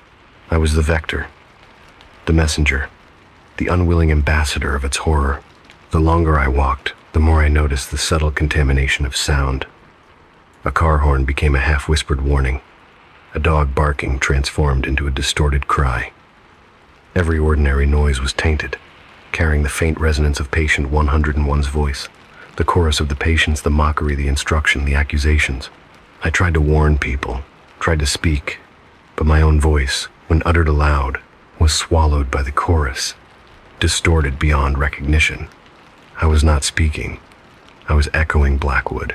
By evening, I had returned to my apartment, exhausted and hopeless. The walls seemed to pulse now, as if synchronized with my heartbeat. I touched the plaster lightly, feeling it vibrate beneath my fingers. The recorder, once an object of terror, now sat inert, a hollow reminder of what had begun. I wondered if it had completed its work, if I was now fully assimilated into the asylum's network. A part of me hoped it had, but another part feared the realization that it was never complete, never truly done. I sat in the corner, trying to track the whispers, to map the invasion. It became evident that the voices were everywhere at once, no beginning, no end. Patient 101's voice, joined by the cacophony of other patients and doctors, no longer needed the tape. It lived inside me, inside the spaces I occupied, and terrifyingly it began to speak to others. through me, through the things I touched, the places I went. The first clear incident occurred 2 days later. My editor, a woman named Clara, called me to ask about my progress. I picked up the phone, hoping to respond with simple words, to reassure her that everything was under control. But before I could speak, her voice on the line warped, cracking, and then faintly at first. Then, unmistakably, patient 101's voice emerged. "You cannot escape. We are always here. Through the walls, through the mind, through you," Clara screamed. I tried to explain, but my own words became the chorus, the echoes, intertwined with the tape's legacy. I could hear the laughter of patients, the mocking cadence of the doctors, the whispered pleas and accusations. She hung up, but I knew the sound lingered in her apartment, in her ears and her perception now inseparably linked to me. It was at that moment I understood fully. Blackwood had moved beyond the asylum, beyond the tape, beyond me. The confession, the recordings, the voices, they were contagious. They sought hosts, vessels, nodes through which the horror could spread. And I was the nexus. The network of madness and confession now spanned the city, reaching outward through every interaction I had. Days blurred together. I could no longer distinguish the passage of time, or even the difference between wakefulness and dreams. Every shadow, every sound, every reflection carried the faint imprint of the asylum's presence. My reflection in a coffee shop window sometimes moved independently, twitching, gesturing, mouthing words I could not hear. I saw fragments of the patients and strangers on the street, the curve of a shoulder, the tilt of a head, a flicker of an expression that was not quite human. They were watching. They were present. They were mine. One night, I returned to my apartment and found the recorder had turned on by itself. The reel spun slowly, but no sound came through the speakers. The presence, however, was tangible. It filled the room.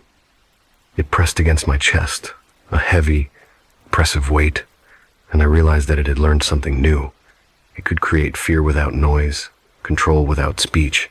It could exist entirely in perception. My own thoughts were invaded, corrupted, made uncertain. I was no longer just a carrier. I was a tool, a medium. In a brief, rare moment of clarity, I tried to destroy the recorder. I swung it against the wall, but it did not break. The reel spun, unbothered, unchanging, as if mocking my futile resistance. I felt a laugh bubble up from somewhere deep inside, yet it was not mine. It was the asylum's. It had fused with me, inseparable. The world outside continued, oblivious. Streets filled with lights and traffic, mundane routines of lives untouched by Blackwood, unaware of the seed I carried. But I knew it was already spreading. The small tremors I had first heard in my apartment walls were now in the buildings around me, the offices, the subways, the parks. Blackwood's presence expanded quietly, invisibly, irresistibly, feeding on attention, curiosity, and observation. By the end of the week, I could no longer remember what had happened before the tape. My memories were a patchwork of voices, laughter, screams, and confessions.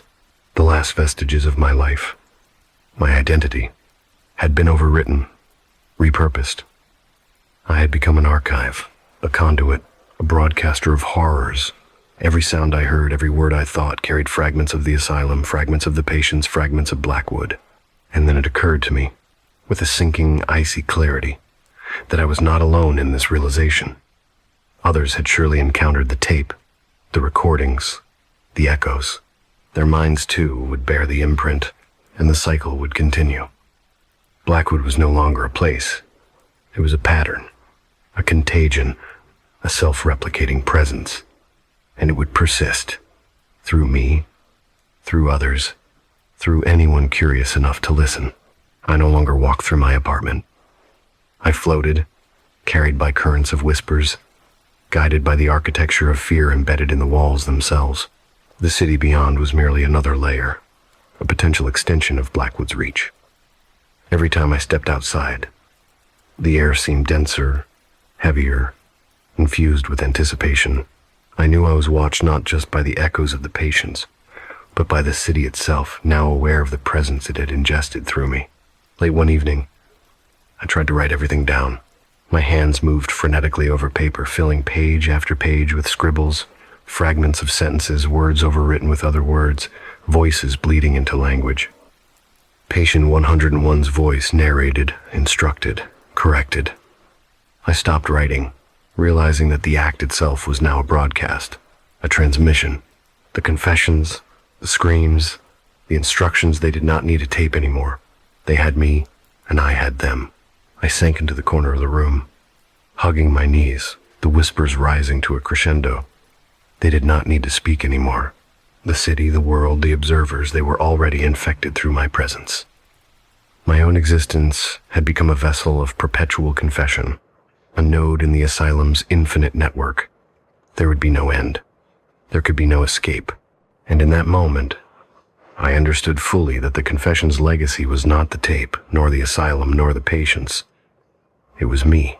I was the continuation, the embodiment, the eternal witness and transmitter.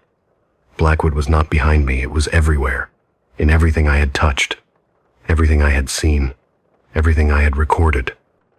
I closed my eyes, but the voices persisted, interlaced with my own heartbeat, my own breath, my own thoughts.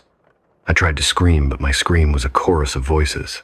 I tried to run, but the building, the city, and the world itself seemed to move against me, guiding me along the path I had already set in motion. Blackwood had become infinite, and I was its proof, its legacy. And now, any who encounter my words, my recordings, my presence, they too are drawn into it. The confession never ends. The voices never stop. The asylum is everywhere. And I am the echo. The ancient village. I had been warned about the mountains long before I arrived, told in half-whispered stories at university seminars and in the cluttered offices of retired geologists. Remote, dangerous, keep your distance. But warnings, like the dry wind that cut through the high passes, often find their way ignored when curiosity gnaws at the edges of reason. I, Sam Hawthorne, had devoted my life to rocks, soil strata, and the stubborn memories that landforms kept beneath their surface. The sunken village hidden in an isolated gorge, buried beneath centuries of debris and mudslides, was my obsession. It promised evidence of early settlements I had studied only in faded archives and yellowing maps, and I had packed my tools and notebooks with meticulous precision. The climb was grueling. Steep cliffs tore at my hands as I clambered over loose shale and weathered stone, my boots slipping once or twice on slick moss. By the time I reached the ridge above the site, the sun had begun its slow descent, brushing the mountains in amber light that made the shadowed valley below seem like a forgotten stage. There it was, or rather, what remained of it. Roofs had collapsed, timber had rotted into dark soil, and the river that had swallowed most of the village glistened as a quiet reminder of past fury. I could see fragments of walls jutting from the earth like the ribs of a drowned leviathan, half buried and grimly resolute against the centuries. I descended carefully, scanning the terrain for structural remnants that might hint at the village's layout. My journal was open in one hand, the other tracing lines of the map I had reconstructed from old survey data. Among the ruins, something peculiar caught my attention. A stone, well, its mouth covered by half-displaced planks, water dark and still within. It was older than anything else around, and its circular frame had been hewn with care, the marks of chisels still visible. I knelt beside it, peering into the depths, expecting only mud and sediment. Instead, there was a faint glimmer. A breeze, or was it the echo of the river far below, stirred something at the bottom. My pulse quickened, rationality wrestling with instinct. The glimmer was metallic, almost reflective, like a piece of polished obsidian. I lowered my light, a portable LED, and focused it down the shaft. The light touched something unusual, the edge of a stone doorway, partially submerged, just beneath the waterline. My breath caught. I had read references to subterranean passageways in old village records, often dismissed as fanciful myth. But here, now, one revealed itself. Submerged, but intact. I felt the thrill of discovery, the pull of history calling directly to my hands and feet. I checked my equipment, ensuring my camera was ready and ropes secure, before descending carefully into the narrow opening. The water was cold, a sudden shock that ran up my legs and into my chest, but it did not deter me. The tunnel beyond was narrower than I expected, carved neatly into rock, but eroded and slick with centuries of water seepage. The smell of wet stone, mud, and the faintest trace of decay filled my nostrils. I moved slowly, torch in one hand, my notes in the other, ears straining against the faint dripping echoing from unseen chambers. The passage twisted and turned, occasionally widening into alcoves where fragments of pottery or broken beams lay abandoned, silent witnesses of lives long gone. It was there, in one such alcove, that I first saw the mirror. At first, I thought it was a pool of water reflecting my light, but as I adjusted the torch and moved closer, the reflective surface resolved itself. An ornate, full-length mirror, standing upright despite centuries of neglect. Its frame was carved wood, darkened by water damage, with intricate patterns of vines and leaves twisting along the edges. The glass itself was intact, though cloudy, and as I peered into it, my own reflection shimmered and wavered, almost as if the surface were water rather than glass. Then I saw her. The woman appeared behind my reflection, faint at first, like a half-formed thought, yet unmistakably there. She wore a long dress, dark and modest, and her hair framed her face in a way that made it both elegant and ominous. Her eyes met mine, or rather the mirror's version of mine, and a flicker of recognition passed across her features. She did not speak, yet the pull of her gaze was undeniable, commanding attention in a way that made the air itself feel weighted. For a long moment, I froze. The rational part of my mind screamed that this was some trick of water, some quirk of the mirror, yet every instinct I had screamed the opposite. This was no ordinary reflection. She was alive, or as close to alive as something bound to glass could be. She moved her hand, faintly, gesturing downward. I followed her gesture with my eyes, and the frame of the mirror seemed to shimmer, revealing something beneath. A passage, almost hidden by the shadows, leading deeper into the hill. My pulse raced as I considered my next move. The woman's expression softened, an almost imperceptible invitation, or a warning. I did not yet know which. I stepped closer to the mirror, reaching out. My fingers hovered just above the glass when she finally spoke. Or rather, her voice resonated inside my mind rather than my ears. The soulstone waits. Destroy it, and release us all. The words were soft, almost a whisper, yet they carried authority. I felt a shiver run down my spine. Was this the last guardian of the village, tasked with keeping the secret safe? Or was it something else entirely? I felt the tug of curiosity, of responsibility, a primal urge to uncover the truth that had lain buried for centuries. I retraced the path beneath the well, following the woman's silent guidance. The tunnel led to a larger chamber, carved from the bedrock, the walls engraved with symbols that were worn and almost unrecognizable. In the center, partially illuminated by cracks above, lay an object unlike anything I had studied before. A large crystalline stone, faintly glowing, set upon a stone pedestal. Its facets caught the last light from my torch, scattering dim rays across the walls. I instinctively knew this was the soulstone. My hand trembled as I approached. The mirror's voice had guided me here, promised a liberation of the trapped spirits, a correction of an ancient wrong. Yet as I reached out to touch the stone, a sudden vision struck me. The woman in the mirror, standing among villagers, not aiding them, but performing rituals, offering them to the stone, binding their souls to its surface. Her face in that vision was not pleading, but satisfied, triumphant. The revelation struck like a hammer. She had deceived me. The soulstone was not a key to freedom. It was a prison, and she was its warden. I recoiled, my rational mind racing. I had a choice: destroy the stone, risk becoming her next vessel, or leave it and preserve what little chance of escape remained. Every instinct screamed to destroy, to assert control. Yet another voice, the echo of self-preservation, urged restraint. I stepped back, heart pounding, realizing the trap. I placed the stone carefully back on the pedestal, straightening it as it had been, and turned to leave. The chamber seemed to breathe around me, the stone's glow fading but its presence palpable. I retraced my path through the tunnels, water rising slightly with each step as if the mountain itself were aware of my movements. Emerging back at the well, I climbed onto the surface, gasping in the crisp mountain air. The village below, or what remained of it, seemed calm, almost inviting. But as I glanced at the mirror, now leaning against the crumbled stones at the edge of the well, I saw her smile, thin and knowing, her voice whispering once more inside my mind. I knew you would not destroy it. Thank you for keeping the doorway open, my successor. I staggered away, ignoring the ruins around me. The village collapsed behind me, earth and stone swallowing the remnants of what had been. I did not look back. I reached my camp at the base of the mountain and sat in the silence of night, the wind carrying the faintest echo of that voice, that smile, forever etched into my perception.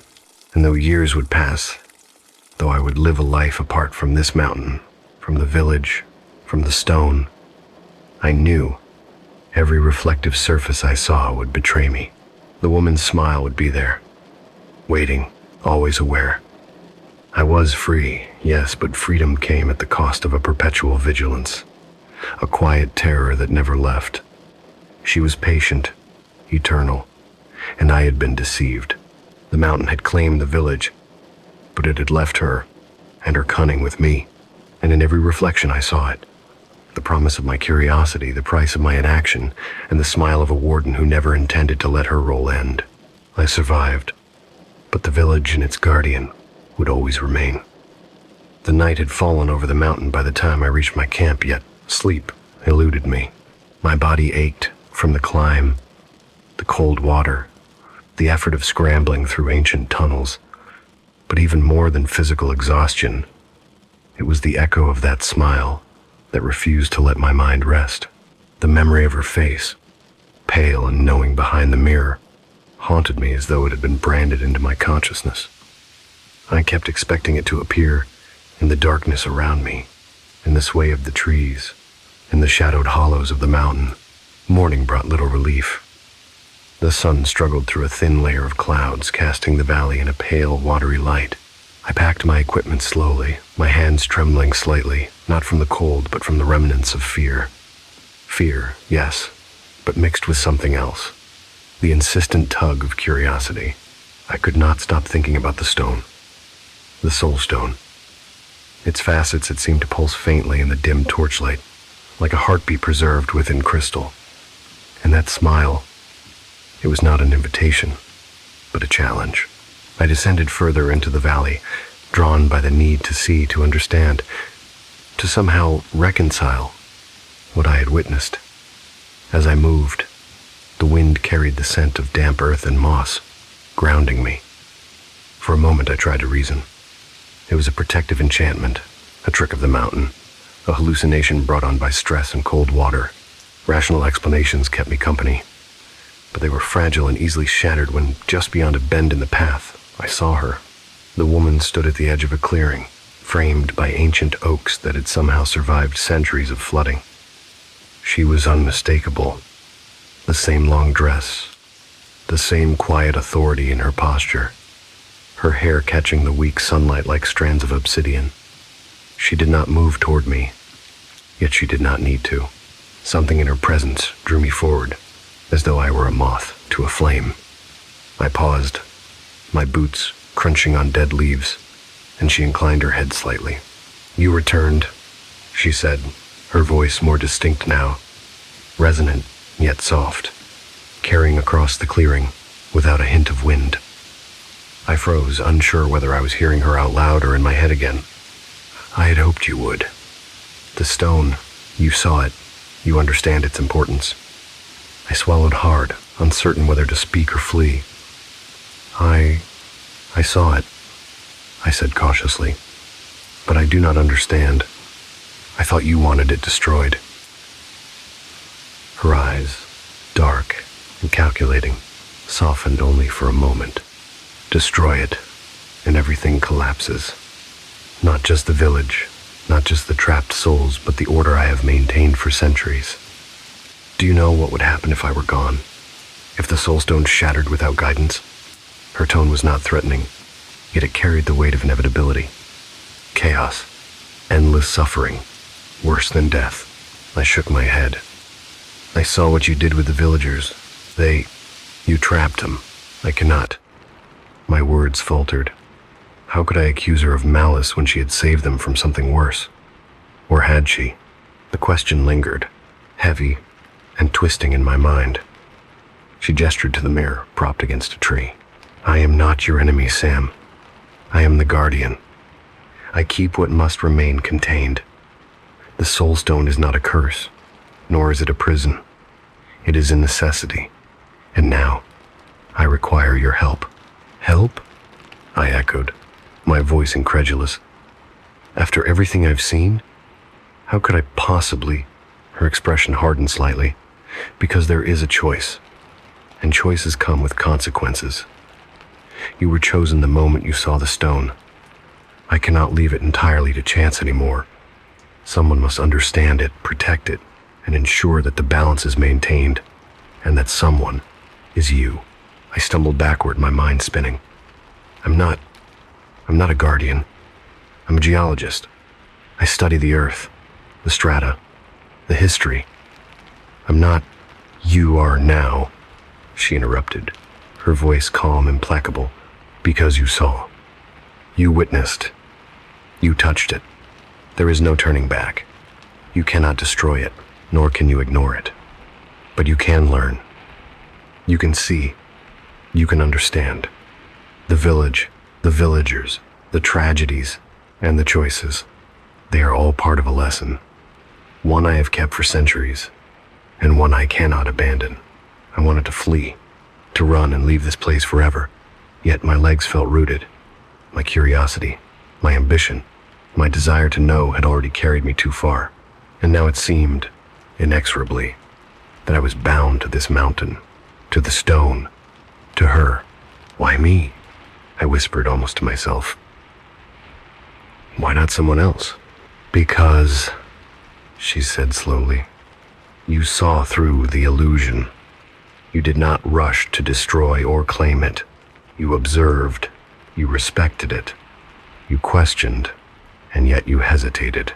That hesitation, your hesitation, makes you worthy. Worthy to understand. Worthy to bear the responsibility. I looked at the stone, hidden now beneath the shadows of the trees, knowing I could not touch it again without risking something. The mirror, propped against the oak, reflected her image, but also mine, subtly altered. In the reflection, I saw myself older, wearier, carrying the weight of knowledge I did not yet comprehend. A life entwined with the village, with the mountain, with the stone.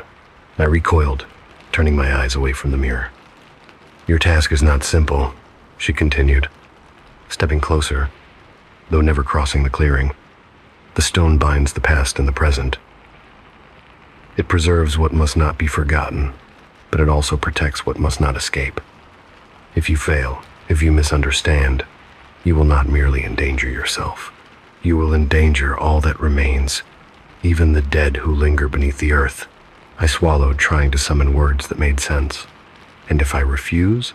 She tilted her head, her gaze piercing. Then the stone will wait, and time will watch you. You will always be aware, always carry the memory of what could have been. You will live with the knowledge that you chose inaction.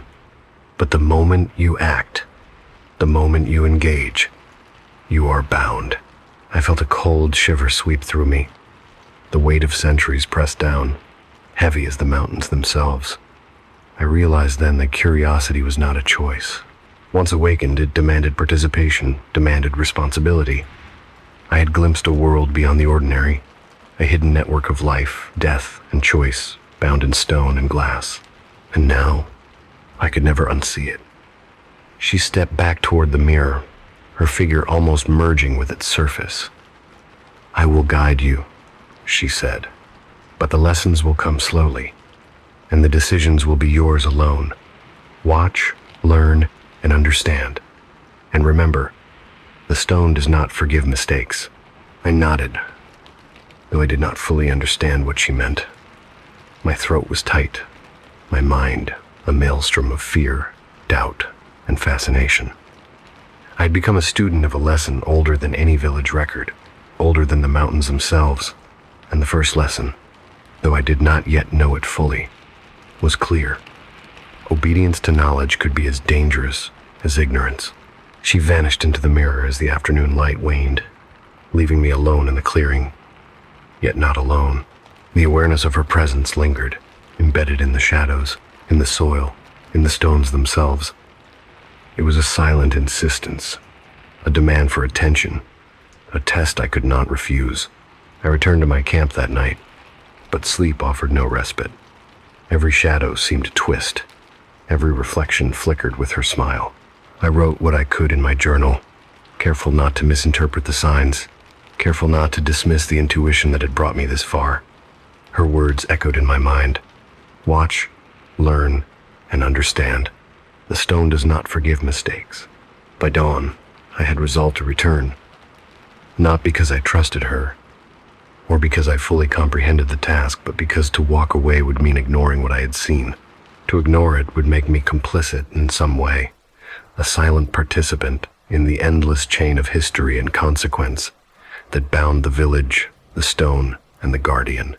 I approached the mirror again, now leaning against a rock as if waiting for me, and the surface shimmered faintly. The reflection rippled, and I saw her image, smiling knowingly. The air around me seemed to hum with anticipation, a quiet insistence that I move forward. I realized then that my role had shifted. I was no longer merely an observer. I was an apprentice in a lesson older than memory itself, a participant in a narrative that refused to release me. And somewhere deep inside, I felt the first stirrings of understanding, not yet complete, not yet safe, but enough to know that retreat was impossible. I touched the mirror gently, my fingers tracing the edge of its frame, and the faint warmth of her presence pressed against my skin. It was neither comforting nor entirely threatening. It simply was. The guardian's request was clear. Learn, engage, survive, and comprehend the world as it had been preserved and manipulated. The stone, the village, the mirror, they were all pieces of a puzzle that demanded completion. And I, Sam Hawthorne, was now a part of it. The sun rose, painting the valley in gold, and I felt the weight of history pressing down as I prepared to descend once more into the darkness below. The murmur of her voice still lingering. The stone does not forgive mistakes. I took a deep breath, stepped forward, and began the path toward the chamber where the soul stone waited. And I knew, with a certainty that was both thrilling and terrifying, that my life, and perhaps my very soul, would never be the same. I remember the descent into the chamber like a memory that refuses to fade, as if the mountain itself wanted me to understand the gravity of what lay beneath. The air grew colder with each step, thick with moisture, and the faint metallic scent of stone that had slept undisturbed for centuries. My lantern flickered, threatening to extinguish, yet the shadows it cast seemed to stretch and bend unnaturally, as though the walls themselves breathed. I had seen her, the woman in the mirror, in the clearing above, and now I felt her presence pressing on me with an insistence that was impossible to ignore. The chamber was vast, much larger than I had anticipated. The air seemed suspended, heavy with silence, yet it was not the ordinary stillness of abandoned places. It was deliberate, oppressive. The walls were lined with carvings, symbols I did not recognize, patterns that suggested ritual, caution, and authority. In the center of the room, raised on a stone pedestal, rested the soul stone. Its facets shimmered in the dim light, pulsing faintly, almost breathing, as if it possessed a heartbeat. I approached it slowly, the hairs on my arms rising. Her voice echoed in my mind again, not spoken aloud, but clear. Touch it.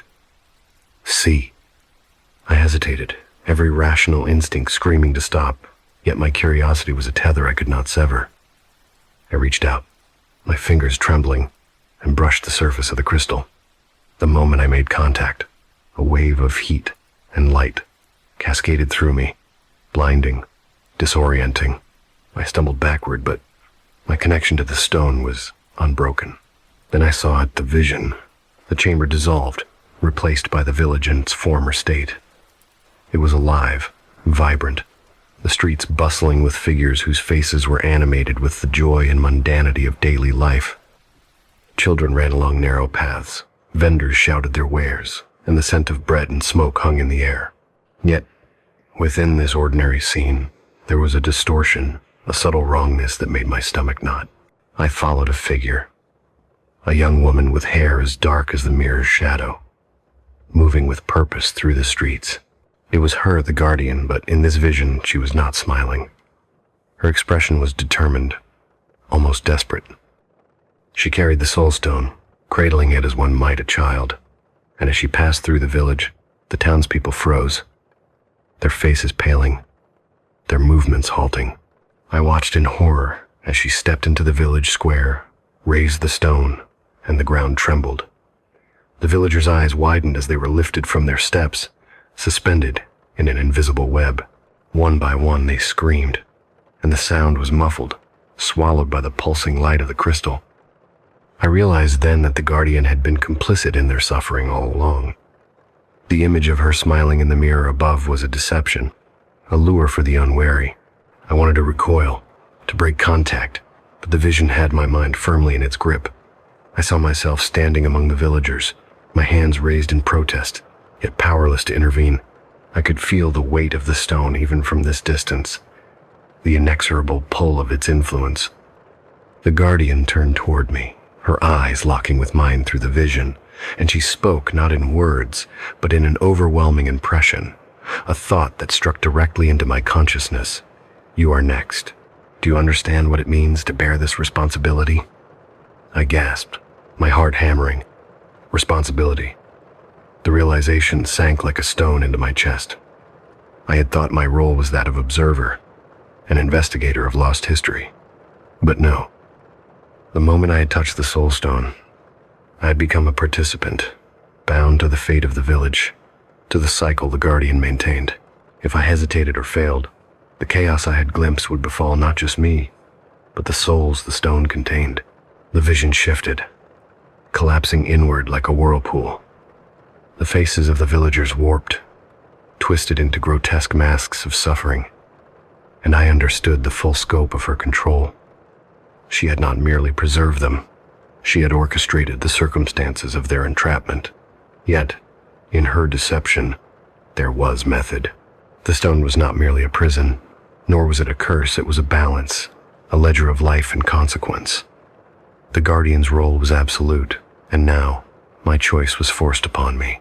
A sudden visceral sensation coursed through my body. Pain sharp, unrelenting, radiated from my chest to my fingertips. My limbs jerked involuntarily, as if the stone itself sought to imprint its history upon me.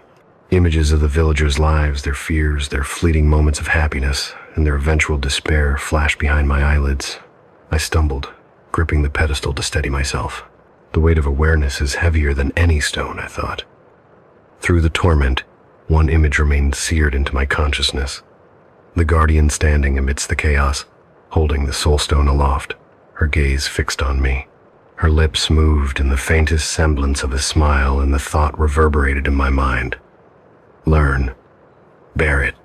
Endure. You cannot undo what has been done, but you can choose what comes next. I sank to my knees, gasping, the chamber around me returning from vision to reality. The cold stone pressed beneath my hands, its surface smooth, unyielding.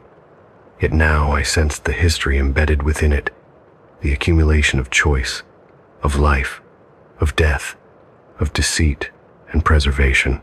I realized that understanding the guardian's motivations required more than observation. It required empathy and the willingness to accept a role that defied moral simplicity. My breath came in ragged gasps as I traced the carvings on the walls, seeing now that each mark represented a decision made, a life redirected, a lesson enforced. The village above had been preserved, not for pity, but for the maintenance of equilibrium, and the guardian, for all our cruelty, was its custodian. The Soulstone's power was not malevolent, it was impartial. Its impartiality demanded adherence, vigilance, and a comprehension of consequence beyond what I had ever imagined. I pressed my forehead against the stone, whispering to myself, I understand. I must learn. The words sounded feeble, insufficient against the immensity of what lay before me, yet they were a beginning. I felt her presence again. The guardian, not through the mirror this time, but in the resonance of the chamber, in the pulse of the stone, and the quiet insistence of destiny. Her voice, clear as if spoken into my ear, yet devoid of sound, entered my thoughts. You are aware of the weight. Do not falter. The village, the stone, the balance, all await your comprehension. Choose wisely, for there is no undoing. I stood, the pain receding but leaving a residue of knowledge, of awareness, that settled deep into my bones. The chamber was no longer simply a room beneath the mountain. It was a testament, a crucible. I understood that the guardian's request was not for aid in a simple sense, but an initiation. I had been called to witness, to endure, and ultimately, to participate in the stewardship of the village's fate. Outside, the wind whispered through the trees. A distant bird's call broke the oppressive silence of the valley. Yet I felt no comfort. The vision had stripped away the safety of ignorance. There was no returning to simple observation, no retreat to a life untouched by what I had seen. The guardian's request was clear: to see, to learn, and to act with knowledge I barely possessed. I left the chamber with a newfound purpose, each step toward the mountain's surface heavy with responsibility. The stone's pulse seemed to follow me, a rhythm now internalized within my own heartbeat. The guardian awaited, I knew, not to command, but to test. Each reflection, each shadow, each whisper of wind